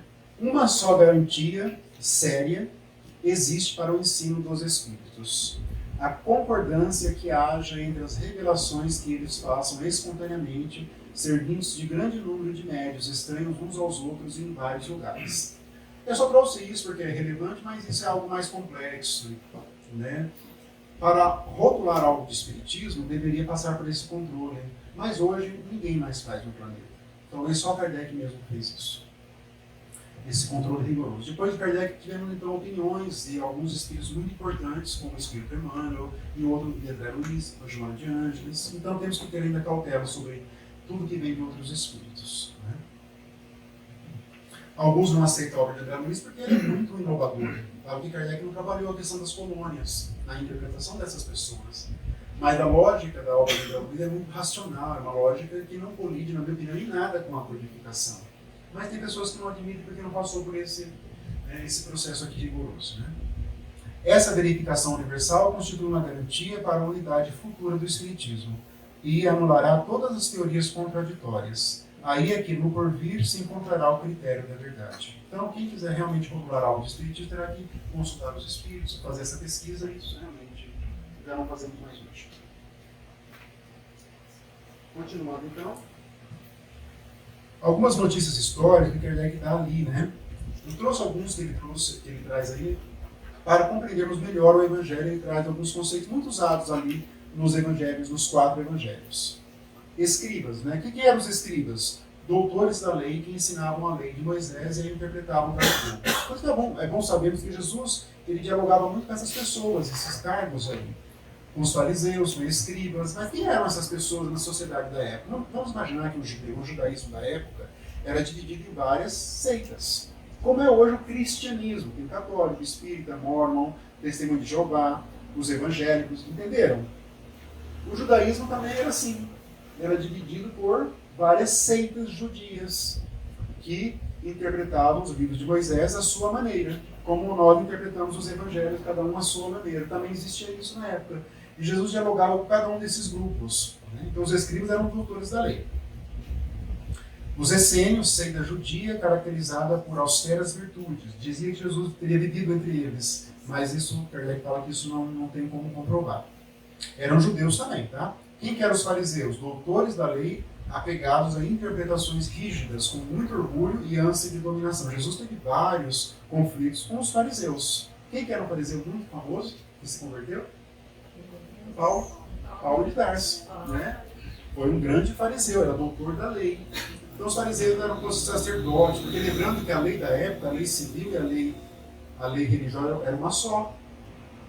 Então hoje nós temos, né, a lei civil, o código dos juízes, e nós temos as leis religiosas que as religiões estudam, como o espiritismo. Mas na época não, pegavam lá Moisés, a pessoa cometeu um ato lá, agrediu uma outra pessoa lá em Jerusalém. Eles vão ver lá em Moisés onde vai ser a punição da pessoa. Era assim, eram doutores da lei. O Sinédrio era lá, era o tribunal máximo, era o Supremo Tribunal Federal. Era o Sinédrio. Mas era um tribunal religioso ao mesmo tempo. Olha que coisa, né? Religião muito, né, apegada ali com a política. Os publicanos, que eram os cobradores de impostos, eles realmente, os judeus não toleravam essa ideia de publicanos, eles abominavam, porque Roma dominava ali a época e exigia impostos altíssimos do povo judeu. Então eles não gostavam dos publicanos. Aí tem um publicano famoso também, que chama Jesus, né? Que para a casa dele, ele segura uma árvore assim, né? Ele chamou, ele era publicano, ele era odiado ali. Jesus ia jantar em casa de pessoas de má vida. Né? Porque os apóstolos, eles tinham todos os nossos preconceitos, reparem. Tudo que nós faríamos, os apóstolos fazem, todos eles. Jesus era sempre, né, ali a figura de equilíbrio pleno. Maria Madalena, depois de Jesus foi crucificado, ela foi acolhida pelos apóstolos? Não foi. Eles mal nem olharam para a cara dela. Jesus acolheu Maria Madalena, não os apóstolos. Não os apóstolos. Né? O Boa Nova vai falar isso no livro do Humberto de Campos. Os saduceus era uma outra seita judia também materialista, parecida com os fariseus. E Kardec faz um apanhado ali de Sócrates e Platão, trouxe só para ilustrar aqui só 2 princípios. Então nós sabemos que a filosofia grega foi muito influente no planeta. Só que Kardec coloca Platão e Sócrates como sendo precursores, ou seja, aqueles que vieram antes para preparar o terreno para que Jesus viesse. As ideias então de Platão e de Sócrates acabaram então preparando esse solo onde a mensagem de Jesus iria frutificar, né? Então diz Kardec, a ideia cristã foi pressentida muitos séculos antes de Jesus, tendo por principais precursores Sócrates e Platão. E os dois também foram coautores do Livro dos Espíritos, inclusive. Então diz lá assim, né, em uma certa parte, Sócrates, o homem é uma alma encarnada. Antes da sua encarnação, existia unida aos tipos primordiais as ideias do verdadeiro, do bem e do belo. Separa-se deles, encarnando e recordando o seu passado, é mais ou menos atormentado pelo desejo de voltar a ele. Uma ideia muito vaga da vida espiritual, das idas e vindas entre encarnação e desencarnação. Isso 300, 400 anos antes de Cristo. A preocupação constante do filósofo é a de tomar o maior cuidado com a alma, menos pelo que respeita a esta vida, que não dura mais que um instante, do que tendo em vista a eternidade. Desde que a alma é imortal, não será prudente viver visando a eternidade? Olha esses ensinamentos dos gregos antigos, né? parece um livro espírita. Né? Pitágoras já ensinava a reencarnação 500 anos antes de Cristo. Normal, ensinava normal o princípio da reencarnação. Então são espíritos muito com grau de evolução que são missionários, vieram para isso. O próprio Sócrates desencarnou porque ele foi acusado como Jesus de difundir ideias que corrompiam a sociedade, a juventude. Então foi obrigado a tomar aquele veneno chamado cicuta, né? Tem aquela cena célebre que a mulher dele chega e fala na prisão, mas você está sendo injustamente acusado. Ele pergunta, mas você queria que fosse justo? Né? Ele faz várias perguntas, até lá ele faz filosofia, né? Ele vai fazendo, mas você, né? Ele vai fazendo várias perguntas, né? E ele nem se incomodou com a morte, né? Foi totalmente tranquilo, espírito de escola mesmo, né? Até hoje reverenciado. Então essa é a introdução. Kardec então fala a proposta do livro, vai trabalhar a parte moral, fala um pouquinho ali daqueles elementos do controle universal, fala um pouco do que são publicanos, saduceus, e termina com essa ideia de Platão e Sócrates. Essa é a introdução da obra. E ainda, agora chega no primeiro capítulo, que é Não Vim Destruir a Lei. Esse é o primeiro capítulo. Né? E que lei que se refere aqui, que Jesus se refere? Né? Vamos entender isso aqui. Os judeus eram muito, muito, muito apegados à lei de Moisés, aos 5 primeiros livros. Eles eram muito apegados. E aos profetas que vieram também, como o profeta Isaías, Jeremias, todos esses profetas, que até hoje os evangélicos são também muito apegados. Já repararam isso? Eles são muito apegados ao Antigo Testamento. Praticamente, a figura, eu gosto de ver muitos pastores, né? Falando assim, de vários segmentos. Praticamente o evangelho é ignorado por eles, embora o nome seja evangélicos. Mas eles se apegam muito ao Antigo Testamento e trabalham teorias da prosperidade, de bens materiais, com base em ensinamentos do Antigo Testamento, que Jesus revogou praticamente, né? Mas vamos entender o papel, né, de Moisés, que viveu mais ou menos 1400 anos antes de Cristo, segundo as tradições. Na lei mosaica, há 2 partes distintas. Olha o pensamento do codificador. A lei de Deus, promulgada no Monte Sinai, que são os 10 mandamentos, e a lei civil ou disciplinar decretada por Moisés. Kardec fala que somente os 10 mandamentos têm origem divina. Tudo que ele escreveu ali, Gênesis, Números, Eclesiastes, Êxodo, tudo isso são leis civis para a sociedade judia da época. Não reflete a lei divina. Olha que coisa interessante. Olha que quebra de paradigma. Né? Uma invariável, a outra apropriada aos costumes e ao caráter do povo, se modifica com o tempo. A lei de Deus está formulada nos 10 mandamentos. Né? Então, tem lá ainda assim o 10 mandamentos uma linguagem muito rústica, né? Da época. Ainda tem que pegar ali, capturar ali realmente que é a lei divina. Para imprimir autoridade às suas leis, Moisés houve de lhes atribuir origem divina, conforme fizeram todos os legisladores dos povos primitivos. As leis mosaicas, propriamente ditas, revestiam, pois, um caráter essencialmente transitório. Olha que quebra de paradigma. Serviram para o momento daquele povo, de preparação para o povo, para que eles recebessem Jesus, embora eles matariam Jesus na sequência, judeus. Olha que algo mais enigmático. E isso que vem hoje, né? Até hoje, não se fala muito, mas isso é a origem do antissemitismo. Né? Israel faz uma coisinha lá, Israel, que é o país judeu, né? Todo mundo já vai começar a falar mal dos judeus, repara. É um antissemitismo em razão desse acontecimento passado da morte de Jesus. Está ainda no inconsciente coletivo da humanidade, essa questão dos judeus. Não está muito bem assimilada ainda por todos, né? Hitler foi um dos que eliminou totalmente. Ele quis eliminar justamente já pensando nessa ideia, né, de que eles foram responsáveis pela morte de Jesus. Né? Embora não foram judeus propriamente ditos, mas sim um grupo lá, né? Vamos dizer, os poderosos judeus ali da época. Os fariseus foram os grandes responsáveis pela morte de Jesus, né? Sem sombra de dúvida. Mas isso nós temos que ter em mente, né? E muitas religiões cristãs não admitem essa ideia de transitoriedade das leis de Moisés. E a figura do Cristo, né? Essa figura tão estudada, tão respeitada, tão reverenciada. Então Jesus não veio destruir a lei, isto é, a lei de Deus. Não veio. Veio cumpri-la, isto é, desenvolvê-la, dar-lhe o verdadeiro sentido e adaptá-la ao grau de adiantamento dos homens. Então as leis de Moisés, 1400 anos, elas foram também ali ficando ultrapassadas. Jesus veio ali para atualizar essa lei da lei divina, propriamente dita. Muitos não conseguem compreender isso. Né? Eu tenho assim, eu fico com pena ao mesmo tempo da pessoa que fala assim para mim, isso é bíblico, já repararam? A pessoa iguala o ensinamento lá do profeta Jeremias com o ensinamento de Jesus, porque os dois estão na Bíblia. Já repararam isso? Nós espíritas não temos isso. Para nós, o ensinamento de Jesus é algo superior a todos os outros. E ainda, pasme, os ensinamentos que vieram de Jesus, que ele pronunciou, vamos dizer assim, esses são os mais superiores ainda. Entenderam o que eu quero dizer? E muitos falam, isso é bíblico. Eu tenho um assessor que ele é evangélico e fala, doutor, mas isso é bíblico. Para ele, o êxodo de Moisés e o evangelho de João têm o mesmo valor. O mesmo valor, entendeu? Tem o mesmo valor. E não é bem assim, né? Jesus realmente foi muito diferente, né? Muito superior a todos eles, né? Quanto às leis de Moisés, propriamente ditas, ele, Jesus, ao contrário, as modificou profundamente, quer na substância, quer na forma. Jesus teve um embate ali com as leis antigas. Jesus revogou a questão do sábado. Jesus ele era criticado. Está lá na lei de Moisés, os 10 mandamentos, guardar o sábado. Jesus modificou isso. Entre outros princípios também. Né? Jesus foi muito profundamente inovador. Então Jesus reduziu a lei mosaica a essa única prescrição. Jesus foi ousado também.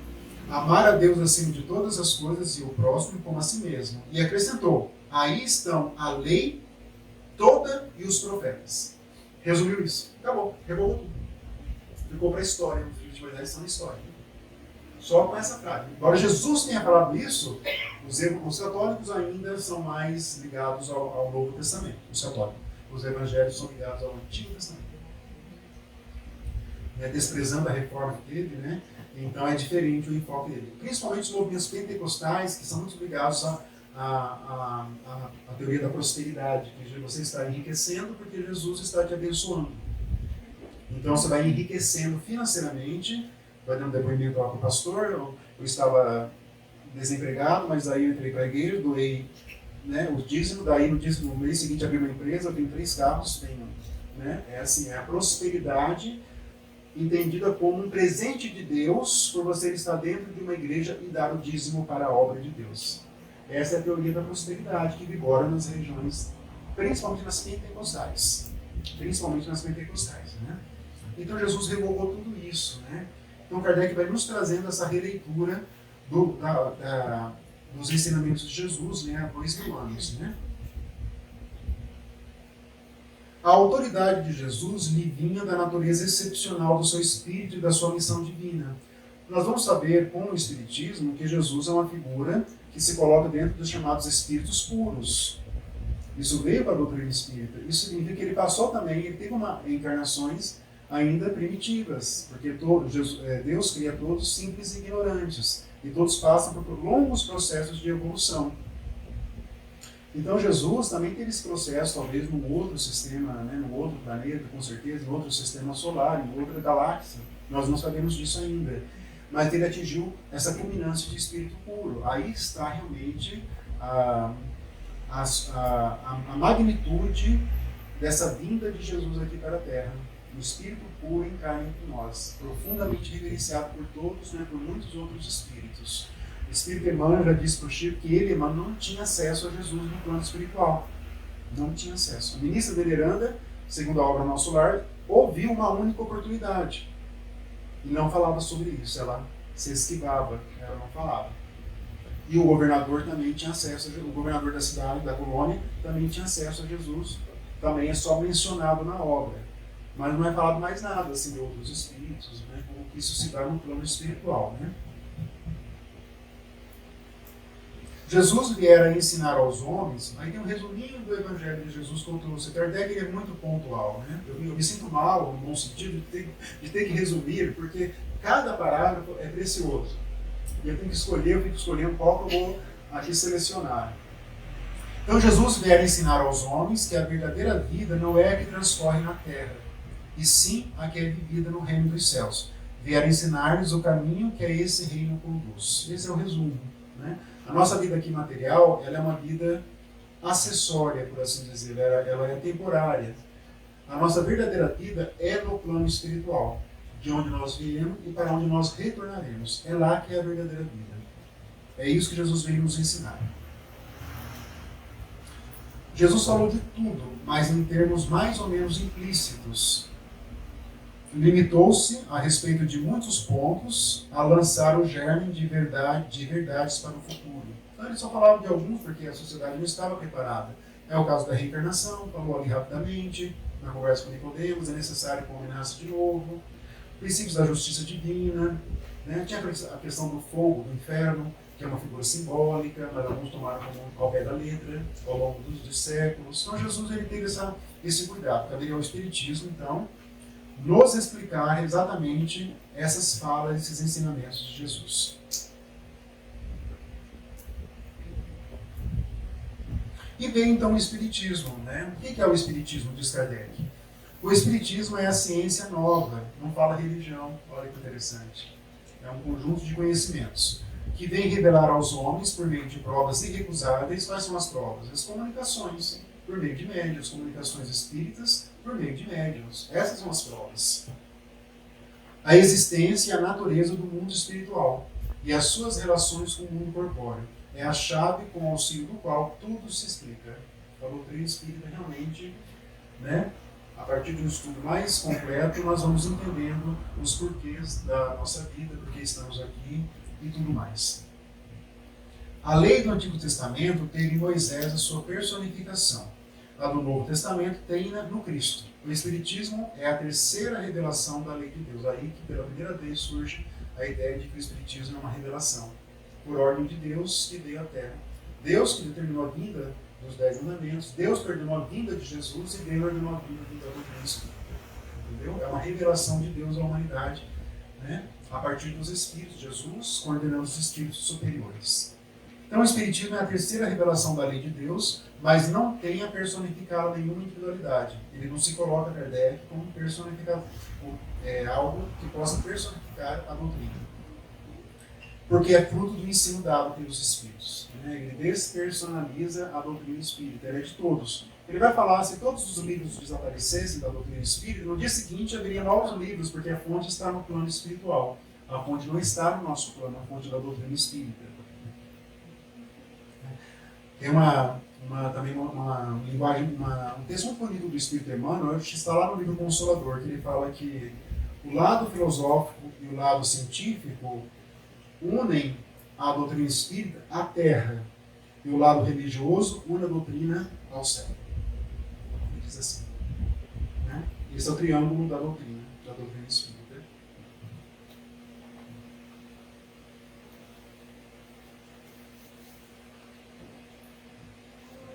Assim como Cristo disse, esse parágrafo também eu acho assim, histórico, né? Assim como Cristo disse, não vim destruir a lei, porém cumpri-la, a lei de Deus, também o Espiritismo diz, não venho destruir a lei cristã, mas dar-lhe execução. Jesus executou a lei divina trazida por Moisés. O Espiritismo executa a lei divina trazida por Jesus. Nada ensina em contrário ao que ensinou o Cristo, mas desenvolve, completa e explica em termos claros, e para toda a gente, o que foi dito apenas sob a forma alegórica. Ele, o Espiritismo, é, pois, obra do Cristo. Olha, a primeira vez explícito, né, que surge essa ligação do Espiritismo com Cristo, que preside, conforme igualmente o anunciou, a regeneração que se opera e prepara o reino de Deus na Terra. Então, esse é o resumo do papel da doutrina espírita e do Evangelho de Jesus. Aí tem um texto depois sobre a aliança da ciência e da religião, que resumidamente Kardec coloca como sendo a ciência e a religião como obras de Deus, e elas não podem se contradizer. Então a religião não é incompatível com a ciência, como muitos imaginam, porque ambas têm ali a origem em Deus. E desenvolve um texto a respeito disso. O capítulo 2, no meu reino não é deste mundo, como disse Jesus, né? Então Kardec coloca esse ensinamento como sendo ali a viga mestra da construção do conhecimento que está no Evangelho segundo o Espiritismo. Então diz assim, Jesus apresenta a vida futura como a meta a que a humanidade irá ter e como devendo constituir objeto das maiores preocupações do homem na Terra. Quando nós estamos aqui, temos que pensar muito na vida futura, mas não negligenciarmos a vida presente. Não é isso que ensina. Nós temos que cuidar do nosso espírito, termos um comportamento evangélico dentro de uma ideia de esforço, Porque dentro dessa ideia nós estaremos construindo um futuro melhor para nós. Então essa ideia que surge aqui do texto, né? Então esse ensinamento, meu reino não é deste mundo, é o eixo do ensino do Cristo, segundo Allan Kardec. Por isso foi colocado logo no início aqui da obra, entendeu? Esse eixo, né? O meu reino não é deste mundo. Se nós só imaginarmos aqui que a Terra, que a vida se encerra numa encarnação, perde todo o sentido do Evangelho e o Espiritismo. Desaparece. Não temos mais, né? Por isso a pessoa ateia, ela não vai ter muito propósito, de significação na vida dela, sem essa ideia de continuidade e de que nós estamos aqui realmente para um aprendizado, para uma expiação aqui na Terra. Jesus limitou-se a, de certo modo, apresentar a vida futura apenas como um princípio, como uma lei da natureza, a cuja ação ninguém pode fugir. Mas a ideia de que muitos fazem dela é ainda vaga e incompleta. Jesus realmente falou da vida futura, mas ainda assim foi uma ideia muito vaga, muito completa. A própria codificação espírita também vai falar mais da vida futura, mas é só a partir da obra do Espírito André Luiz, em 1942, que essa vida vai se tornar mais próxima de nós. Mais próxima, entendeu? Então, ainda alguns não estão preparados para ouvir o André Luiz, imagina, né? Outras obras mais profundas até. Então, só chegou na década agora do século passado, década de 40, um conhecimento mais profundo desses ensinamentos, né? Da vida futura. Kardec escreve o livro O Céu e o Inferno, já falamos sobre isso. Ele vai dialogar com vários espíritos lá. Só que a preocupação dele é com qual estado, né, de felicidade ou infelicidade que ele se encontra logo após a desencarnação. Não é uma pergunta, onde vocês estão? O que vocês estão fazendo? Não tem essa pergunta. Como vocês estão se sentindo? Como vocês estão? Mas não pergunta, né, o que eles fazem, né, onde eles se encontram. Isso vamos ter só mesmo com a obra do Espírito André Luiz ali, predominantemente. Ele trouxe essa racionalidade para dentro, né, do Espiritismo, do que nós realmente teremos logo depois. E mesmo assim é um plano espiritual próximo da Terra. Que a colônia se localiza no umbral. Então, mesmo assim, é algo ainda próximo. Nós não temos muitas informações do que vem depois ali da colônia, que são, né, as faixas superiores. Não temos. Temos, assim, né, algumas pinceladas muito de leve. Podem reparar, né? Eu tenho uma aluna, ela me falou assim, no curso do André Luiz, nossa, eu nunca imaginei o que eu seria, para onde eu iria depois da minha desencarnação. Isso nunca foi objeto da minha preocupação. Ela teve objeto depois da André Luiz, né? Mas para onde eu vou, afinal de contas, né? É tudo muito, muito vago, né? Agora não, nós sabemos realmente para onde nós vamos, né? Não necessariamente para a colônia do nosso lar, né? Né? Tem outras colônias e outras regiões também, né? Que não são colônias, né? O Espiritismo veio completar nesse ponto, como em vários outros, o ensino do Cristo, fazendo quando os homens já se mostram maduros bastante para apreender a verdade. A verdade é revelada de acordo com o nosso progresso. Então, os séculos se passaram, Kardec fala que o Espiritismo não teria lugar 500 anos na Idade Média. O Espiritismo não teria lugar, as ideias religiosas não estavam amadurecidas. A ciência teve que vir, a Revolução Científica, Iluminismo, Revolução Francesa, preparando o mundo para receber a doutrina espírita. A doutrina espírita surge depois de todos os movimentos, porque depende do progresso do planeta. E muitos assim ainda ou não querem acreditar, ou não admitem, ou têm medo da doutrina, né, do dogma do espiritismo. Muitos têm medo, infelizmente ainda tem, né?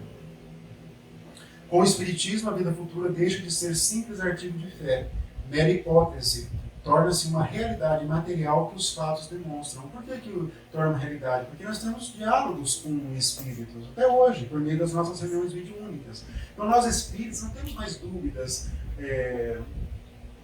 Será que existe mesmo? Será que eu vou para uma colônia? Será que existe isso mesmo? Nós não temos dúvida, não temos que ter, porque é muito explícito esses ensinamentos. Então, qualquer pessoa que vai a uma reunião mediúnica vai ter acesso a diálogos com espíritos. Então, para nós é uma certeza.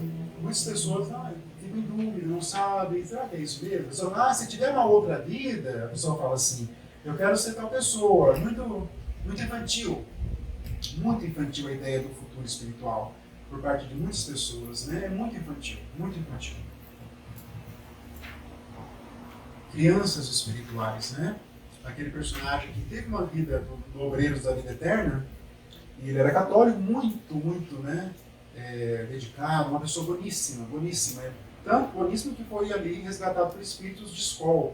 E ele chega e ele desencarna, se dá conta que ele desencarnou, e a primeira coisa que ele pede, eu queria ter uma audiência com Deus. A primeira coisa. Só isso.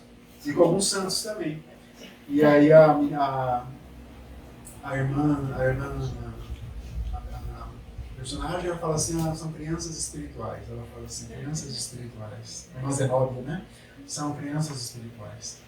A realeza de Jesus, né? Tem aquele momento que Jesus fala para conspirar, mas você é rei dos judeus? Ele fala, sim, sou rei, mas não dos judeus. Ele usa um sentido simbólico de realeza no sentido de evolução. Essa é a realeza de Jesus. Jesus é portador da realeza moral, que se prolonga e mantém o seu poder, governa sobretudo após a morte. Sob esse aspecto, não é Jesus o mais poderoso rei do que os potentados, né, os reinos da terra? Muitos têm Jesus assim, como essa figura muito mítica, e na verdade ele é um espírito puro, que é o governador da terra, como nós sabemos, né, por meio das obras espíritas. Não está em Kardec essa leitura de que Jesus é governador, isso veio mais na literatura do século XX. Aí Kardec tem um capítulo lá, um ponto de vista, né? A ideia clara e precisa que se passa da vida futura proporciona inabalável fé no porvir, fé que acarreta enormes consequências sobre a moralização dos homens, porque muda completamente o ponto de vista sobre o qual encaram eles a vida terrena. De novo, né, essa questão que vamos repisar muitas e muitas vezes da moralização, que a moralização é a nossa reforma íntima com base nos princípios evangélicos. Isso é moralizarmos, né, nos tornarmos pessoas melhores. Para quem se coloca pelo pensamento na vida espiritual, a vida corpórea se torna simples passagem. Olha que pensamento de Kardec. Breve estada num país ingrato. As vicissitudes e tribulações dessa vida não passam de incidentes que ele suporta com paciência por sabê-los de curta duração. Eu fiquei pensando, quem de nós tem esse pensamento, né? Tão preciso, né? Quando vem um sofrimento, eu já falo, não quero sofrer. Eu coloquei uma mensagem sobre sofrimento para as pessoas responderam para mim lá no Instagram, mas eu não quero sofrer, eu não posso sofrer, eu quero ser feliz, né? Mas eu falei, mas não entende a ideia do sofrimento como sendo um remédio. E para nós é negativo o sofrimento, para os espíritos superiores não tem nada de negativo. Eles até ficam felizes, nossa, agora tem uma carga maior de sofrimento, agora que ele pode realmente se virar para Deus. Eles comemoram o sofrimento nosso lá, porque tem uma visão diferente, né? Mas é isso, né? É de curta duração. O nosso sofrimento aqui na Terra, ele é um aprendizado de curta duração. Quem está passando por um momento muito difícil, pensa consigo mesmo, não, mas isso um dia vai desaparecer, vai ter um aprendizado, na verdade esse é o aprendizado que nos interessa, né? E isso vai desaparecer, o sofrimento ele é transitório, ele é temporário, então isso é muito consolador, consolador da doutrina espírita. Mas nós geralmente nos inclinamos para não sofrermos, né? O desejo do bem-estar força o homem a tudo melhorar, impelido que é pelo instinto do progresso e da conservação. São duas leis divinas, a lei do progresso e a lei da conservação, que está nas leis da natureza. Ele, pois, trabalha por necessidade, por gosto e por dever, obedecendo desse modo aos desígnios da providência que para tal fim o pôs na terra. O nosso trabalho diário, não só o trabalho, mas aquele conceito amplo de trabalho que é movimentar as nossas energias, a nossa inteligência para o nosso progresso. Isso está nos desígnios de Deus. Quando nós trabalhamos no nosso dia a dia, lá horas, 8 horas por dia em média, nós também estamos realizando os desígnios de Deus. Muitos não se dão conta. O trabalho é muito abominado pelas pessoas. As pessoas gostam muito de férias, né? Sempre de algo assim que nos conduz ao ócio. Por mais que isso seja importante, em termos de férias, mas o trabalho é mais importante em termos espirituais. Posso estar em férias, vamos ler um livro, vamos ler o Evangelho, ler o livro dos Espíritos, isso também é trabalho. Movimentar as nossas energias, e tudo isso está dentro de um plano divino. Nós temos que ativar, Kardec usa essa palavra, temos que ativar o nosso progresso.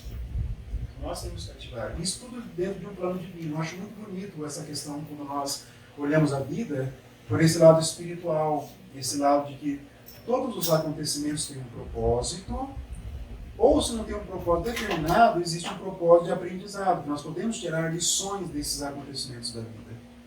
Né? Isso é muito bonito na doutrina, né? Nessa noção que nós somos realmente filhos de Deus. Deus assim não condena os gozos terrestres, os benefícios da terra. Condena assim o abuso desses gozos em detrimento das coisas da alma. Vamos trabalhar isso mais depois no princípio não servir a Deus e a Mamon, na questão dos bens terrenos que foram dados para que nós usufruímos, mas com equilíbrio. O abuso que é condenado, ou então o apego excessivo, como diz o livro dos Espíritos, o apego excessivo aos bens materiais é o sinal mais característico de inferioridade. Então vamos entender que os bens existem para serem usufruídos, mas eles devem ser dirigidos ao nosso progresso espiritual. Essa é a lógica, né? Profunda. E o segundo, até eu não falei, né? O primeiro espírito que se comunica, Kardec coloca, é um espírito israelita. Olha que interessante. No primeiro capítulo, Kardec coloca uma mensagem, o espírito israelita, que faz uma conexão com o judaísmo, com o espiritismo. Aí no segundo depoimento nesse capítulo é uma rainha de França. Não coloca o nome dela.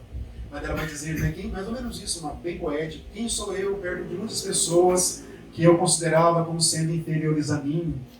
Né? Agora eu descobri que a minha realeza não vale absolutamente nada perto aqui da terra, aqui no reino celestial. Bem poético. Ela fala que ela deveria trabalhar mais a humildade, né? E vai falando, né? E que ela se encontra numa situação muito precária. A ideia é um depoimento de uma rainha de França, né? Quem vai relembrar a história da França, aqueles reis, né, todos absolutistas, que se sentiam deuses, né, que se sentiam realmente não humanos, que iam ser reverenciados, idolatrados, e de repente desencarnam, chegam lá sem nenhuma conquista, né, espiritual. Né?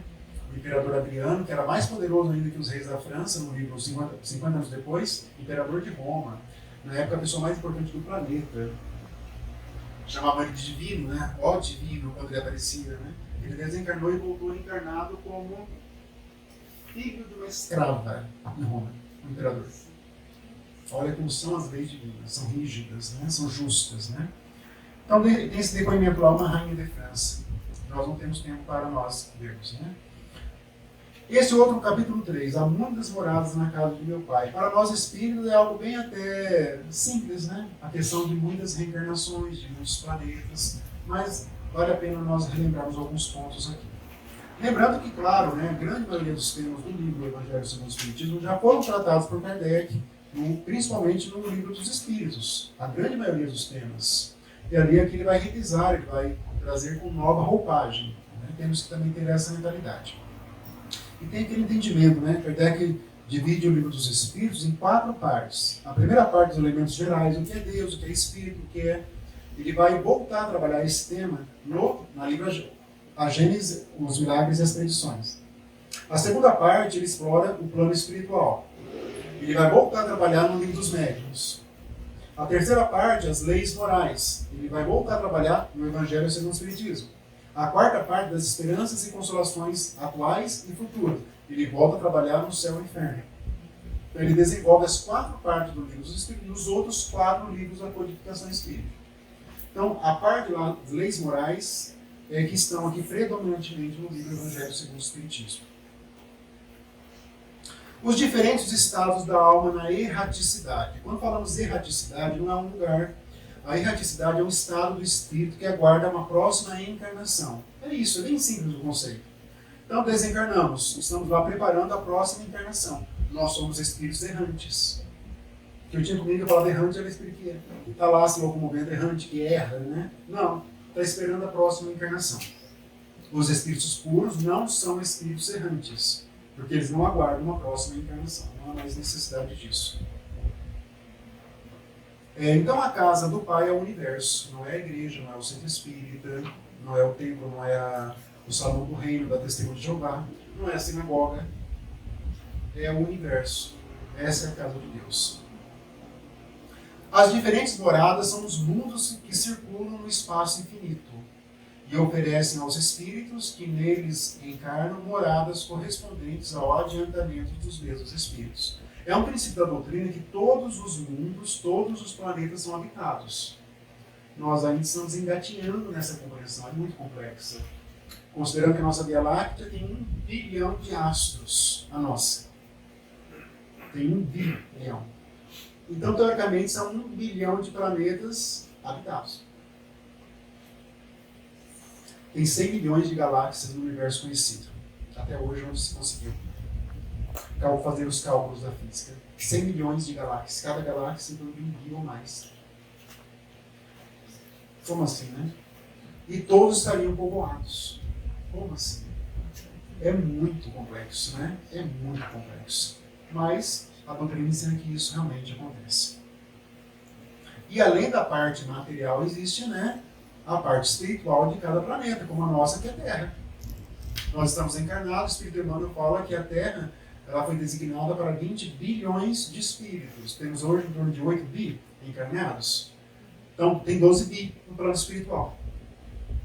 Imagina, agora, projetem essa ideia para todos os 1 bilhão de planetas da Via Láctea. É muito, né? É muito perturbador, né? Não é? Chico Xavier, dizem que ele pediu informações para o Emmanuel, o levou, né? Isso em desdobramento, e foi explicando, olha, aquele planeta, daí ele foi explicando, não, para, não quero ouvir mais. Ele falou, eu teria falado isso, né? E o Espírito de Luís, no livro Evolução em Dois Mundos, fala assim que a Terra, imagine nós, uma cidade muito grande, com vários arranha-céus, vários prédios gigantes, né? Lá em Nova York, por exemplo, tem vários prédios sem andares lá, vários prédios. A Terra seria um apartamento de um prédio minúsculo, ele fala. Um apartamento de um prédio minúsculo, de muitos e muitos arranha-céus. Ele fala isso a Terra. Então realmente tem muita coisa por aí, né? Dona Sonica da Schubert falava assim, o Espiritismo nos ensina até um certo ponto sobre a nossa existência futura, mas nós não sabemos o que vem depois desse ponto, ela falava, a Dona Sonica da Schubert. E Deus é uma coisa igualmente. Se a gente é um ser humano dentro desse apartamento, que amor é esse? A gente não consegue entender. Não conseguimos entender. Você distribui amor igual, né, para todos, né? Como é complexo, né? O Espiritismo é um caminho realmente...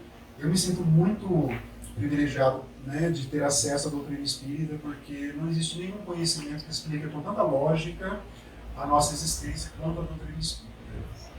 Muitas religiões, muitos conhecimentos que não são religiões, têm suas verdades, que são grandes verdades, mas a doutrina, o caminho que ela explica, né, a universalidade do conhecimento para todos os seres humanos, né, isso realmente é de admirar.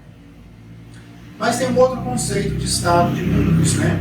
Independente da diversidade dos mundos, essas palavras de Jesus também podem referir-se ao estado venturoso ou desgraçado do espírito na erraticidade. Muitos confundem isso.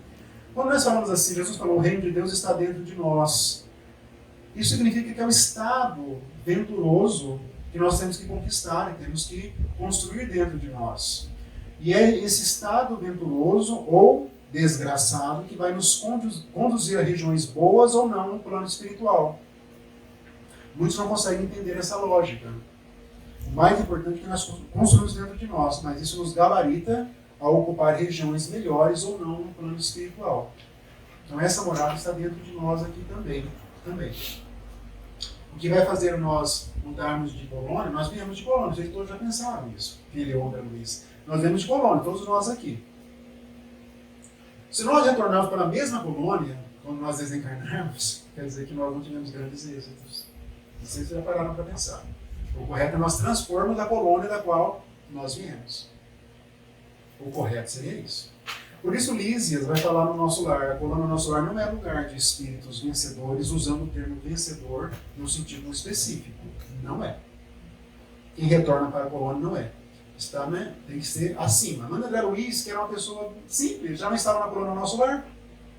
A mãe André Luiz é uma mãe dedicada, uma mulher dedicada, é uma mulher boa, mas não uma pessoa excepcional. Não era uma pessoa pública, era uma pessoa doméstica. Já conseguiu passar a colônia do nosso lar. Agora ele, o avô, aliás, todos os homens são de costume, todos na região. Ele, o avô e o pai, todos em regiões de sofrimento. E as mulheres sempre, né, em regiões melhores, né? Não sei porquê, mas acontece. Então, ela só, né? Ela foi só, né? Ela já estava na região melhor, sendo uma pessoa boa. Não tem grandes conquistas, vamos dizer assim, como a gente pensa que, igual o Chico Xavier, né? O Mahatma Gandhi, esses grandes homens da humanidade. Esses estão num patamar realmente muito superior, né? Muito. Conforme se acha este mais ou menos decorado espírito e desprendido dos laços materiais, variarão ao infinito o meio em que ele se encontra, o aspecto das coisas, as sensações que experimente, as percepções que tenha. Isso depende, né, de uma conquista espiritual muito grande do espírito, cada um de acordo com as suas capacidades. André Luiz vai ter uma leitura melhor depois de um certo tempo na Polônia, essa percepção. Lembram que ele ficou um tempo lá, um ano mais ou menos, fazendo estágio, depois ele fez uma preparação magnética para fazer ali os mensageiros para ele vir aqui para a Terra. Quando ele chegou aqui, ele viu um número muito grande de espíritos desencarnados que ele não tinha visto antes, porque a visão dele se ampliou. Isso é um exemplo de percepções que nós teremos no plano espiritual. E é da lei de Deus que o espírito que está acima vai enxergar o que está abaixo. O que está abaixo não enxerga o que está acima dele.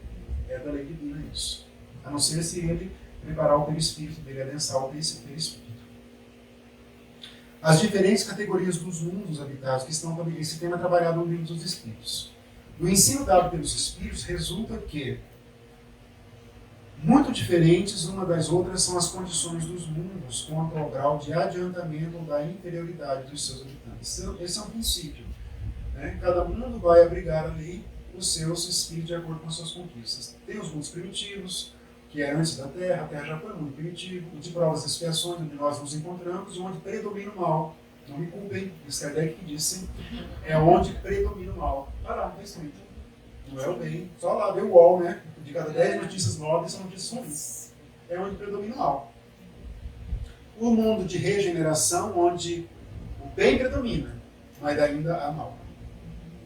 Aí tem, né? Estamos numa transição, mas ainda não temos ideias muito exatas sobre isso. Aí tem os mundos ditosos, os mundos felizes, aí são um porte de espíritos mais realmente destacados, e finalmente os mundos celestes. Agora, como isso se realiza, né, no plano espiritual ou não? Já me perguntaram no Oeste uma vez, mas esses mundos celestes são mundos materiais ou mundos espirituais? Não tem essas informações. Não tem isso no Espiritismo. Não tem. Ou será que a linguagem que Kardec usa, já disse sobre isso, é uma linguagem simbólica? O mundo seria o plano espiritual propriamente dito. As esferas. Entendeu? Não tem informações sobre isso. Né? Mas fica para o futuro, né? Temos que primeiro praticar as leis de amor ao próximo, depois vamos chegar a isso daí, né? A situação material e moral da humanidade terrena nada tem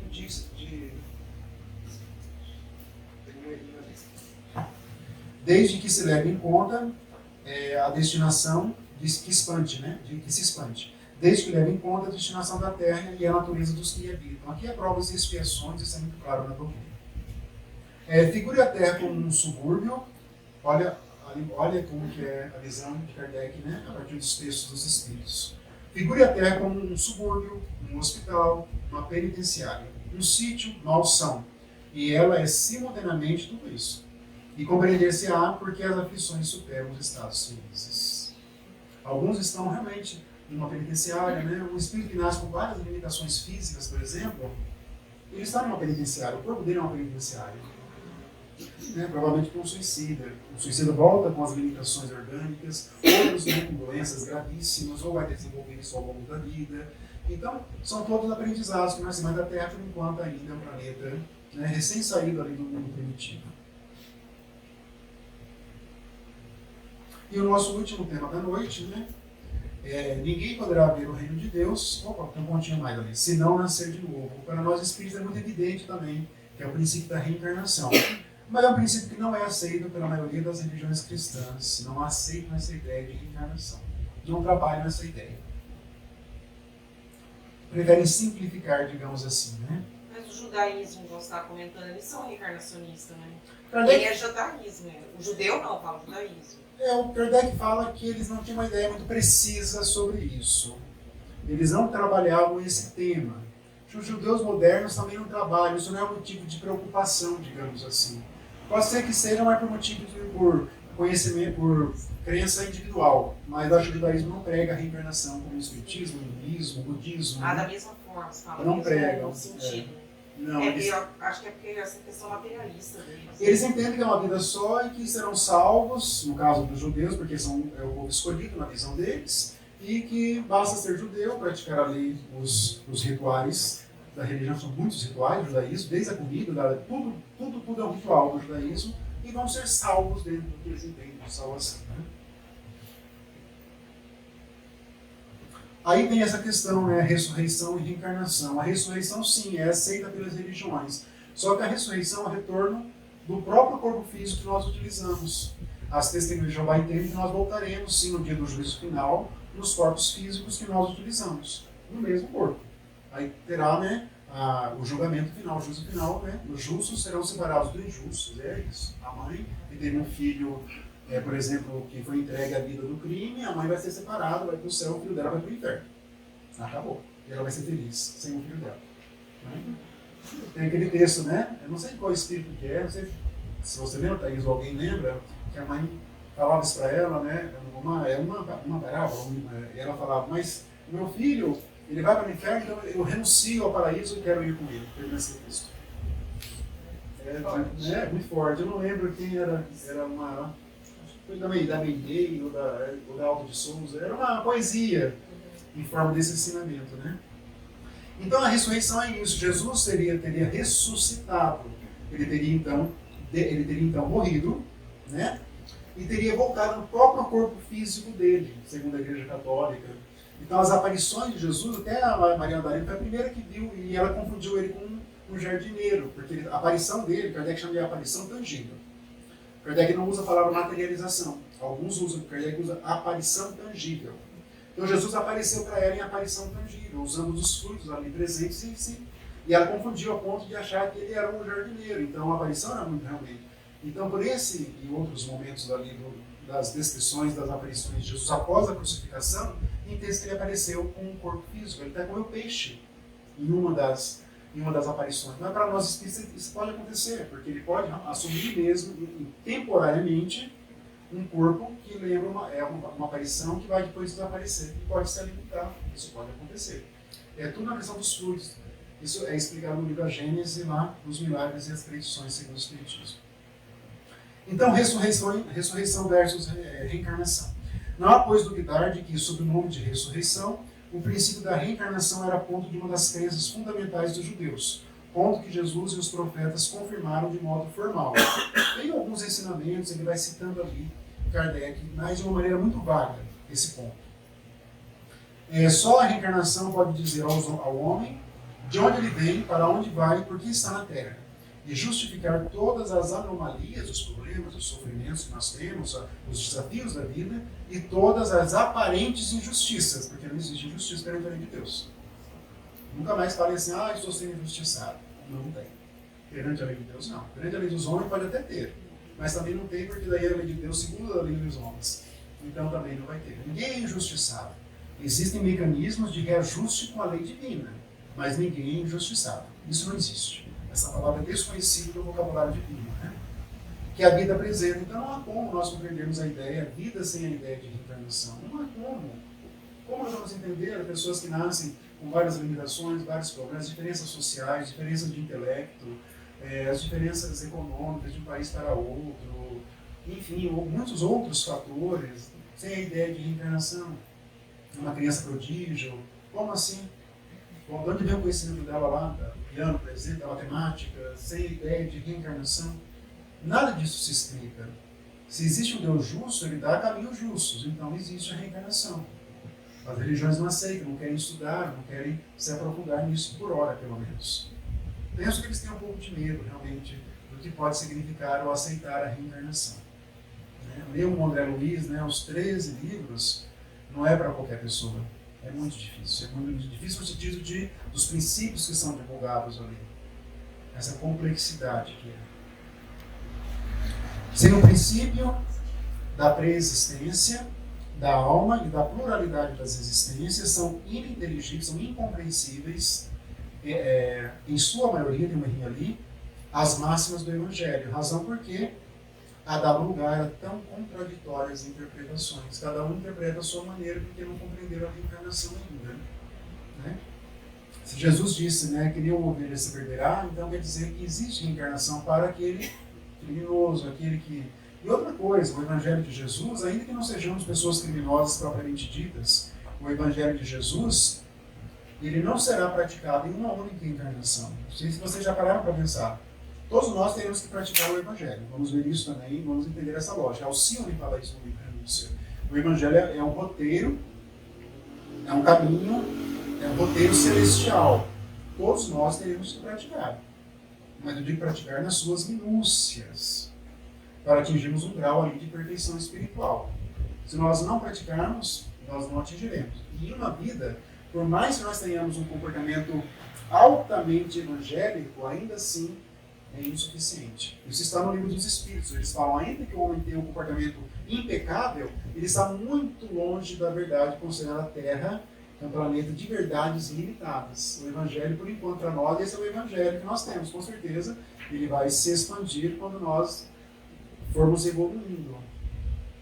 Tem um livro, vou trazer, embora não seja espírita, ele fala assim, o Evangelho ele vai ser interpretado de acordo com as nossas conquistas espirituais. Cada um de nós interpreta. Né? Emmanuel falou para o Chico que ele, Emmanuel, fazia um curso sobre o Evangelho no plano espiritual. E, se não me engano, era dado pelo apóstolo João, se não me engano, o curso. Olha que interessante, o Espírito deu tanto ainda fazer cursos. Como é amplo o Evangelho de Jesus. Né? Aí os temas finais de hoje, faltam 1 minuto, vamos lá. A reencarnação fortalece os laços de família, ao passo que a unicidade da existência os rompe. São princípios mais simples que nós já sabemos, com base no livro dos Espíritos. Limites da reencarnação. Tem limite a reencarnação? Ah, eu vou reencarnar 100 vezes, aí você é um espírito puro. Lá diz no livro dos Espíritos, é quase infinito o número de reencarnação. Ai, meu Deus. Ai, misericórdia. Também pensei comigo a mesma coisa. Falei, ai, meu Deus do céu. Será que eu li certo isso? Será que essa tradução está correta? Será que essa tradução está correta? Mas não tem limites mesmo, né? É um plano muito superior. E a necessidade de encarnação também. Será que precisamos encarnar? Não precisamos. Precisamos, independente, né? O que nós fizemos ou deixamos de fazer, porque a encarnação é um processo, é um mecanismo de evolução. Tinha uma dúvida, mas só os espíritos culpados que encarnam? Não, todos encarnam. Mas uns podem demorar muito tempo na inferioridade. Tem um texto sobre isso, por isso que Kardec traz essa questão da necessidade de encarnação. Olha, conseguimos. 2 horas, então é isso, tá? O nosso próximo encontro, capítulo 5 ao 10, na próxima quinta-feira, então, tá? Se alguém tiver alguma dúvida, tem algum comentário rápido, alguma coisa? Vamos deixar, então, para o próximo, porque o nosso tempo é limitado, os espíritos têm o que fazer, né? Depois eles nos deixam aqui sozinhos, daí. Acabou. Então vamos fazer a prece final. Agradeço antes, né, a todos a atenção. Se tiver algumas dúvidas, perguntem no próximo encontro e, se possível, vão lendo os capítulos, porque enriquece mais o conhecimento próprio e fica mais interessante a minha fala depois que vocês leem aí os capítulos. São capítulos curtos, o Evangelho segundo o Espiritismo não tem capítulos muito longos, são curtos, então a leitura é mais fácil, embora seja mais densa em matéria de profundidade. Então vamos levar os nossos pensamentos de Deus, mais uma vez, agradecendo, Pai, estarmos aqui reunidos em Teu nome, nesta casa que nos abriga. Agradecemos estar estudando, conhecendo um pouco mais do Evangelho de Jesus, que tem nos conduzido. Pedimos, Pai, que prossiga nos instruindo, nos encaminhando para a prática desse Evangelho, que nos faculta compreensão, amor ao próximo, perdão das ofensas. Agradecemos ao Mestre Jesus, trabalharmos em favor do Evangelho, na vinha do Evangelho. Pedimos sempre, Mestre, que nos proporcione, que nos ensine a humildade, para que nós possamos percorrer esse caminho com muita determinação. E agradecemos, por fim, aos espíritos amigos aqui presentes, principalmente a equipe responsável pelos estudos da casa, que prossiga nos iluminando nesses encontros, como foi feito hoje e nos próximos 4 encontros. Seja conosco, Pai, hoje e sempre, assim seja. Então, obrigado a todos e até a próxima quinta. Obrigada.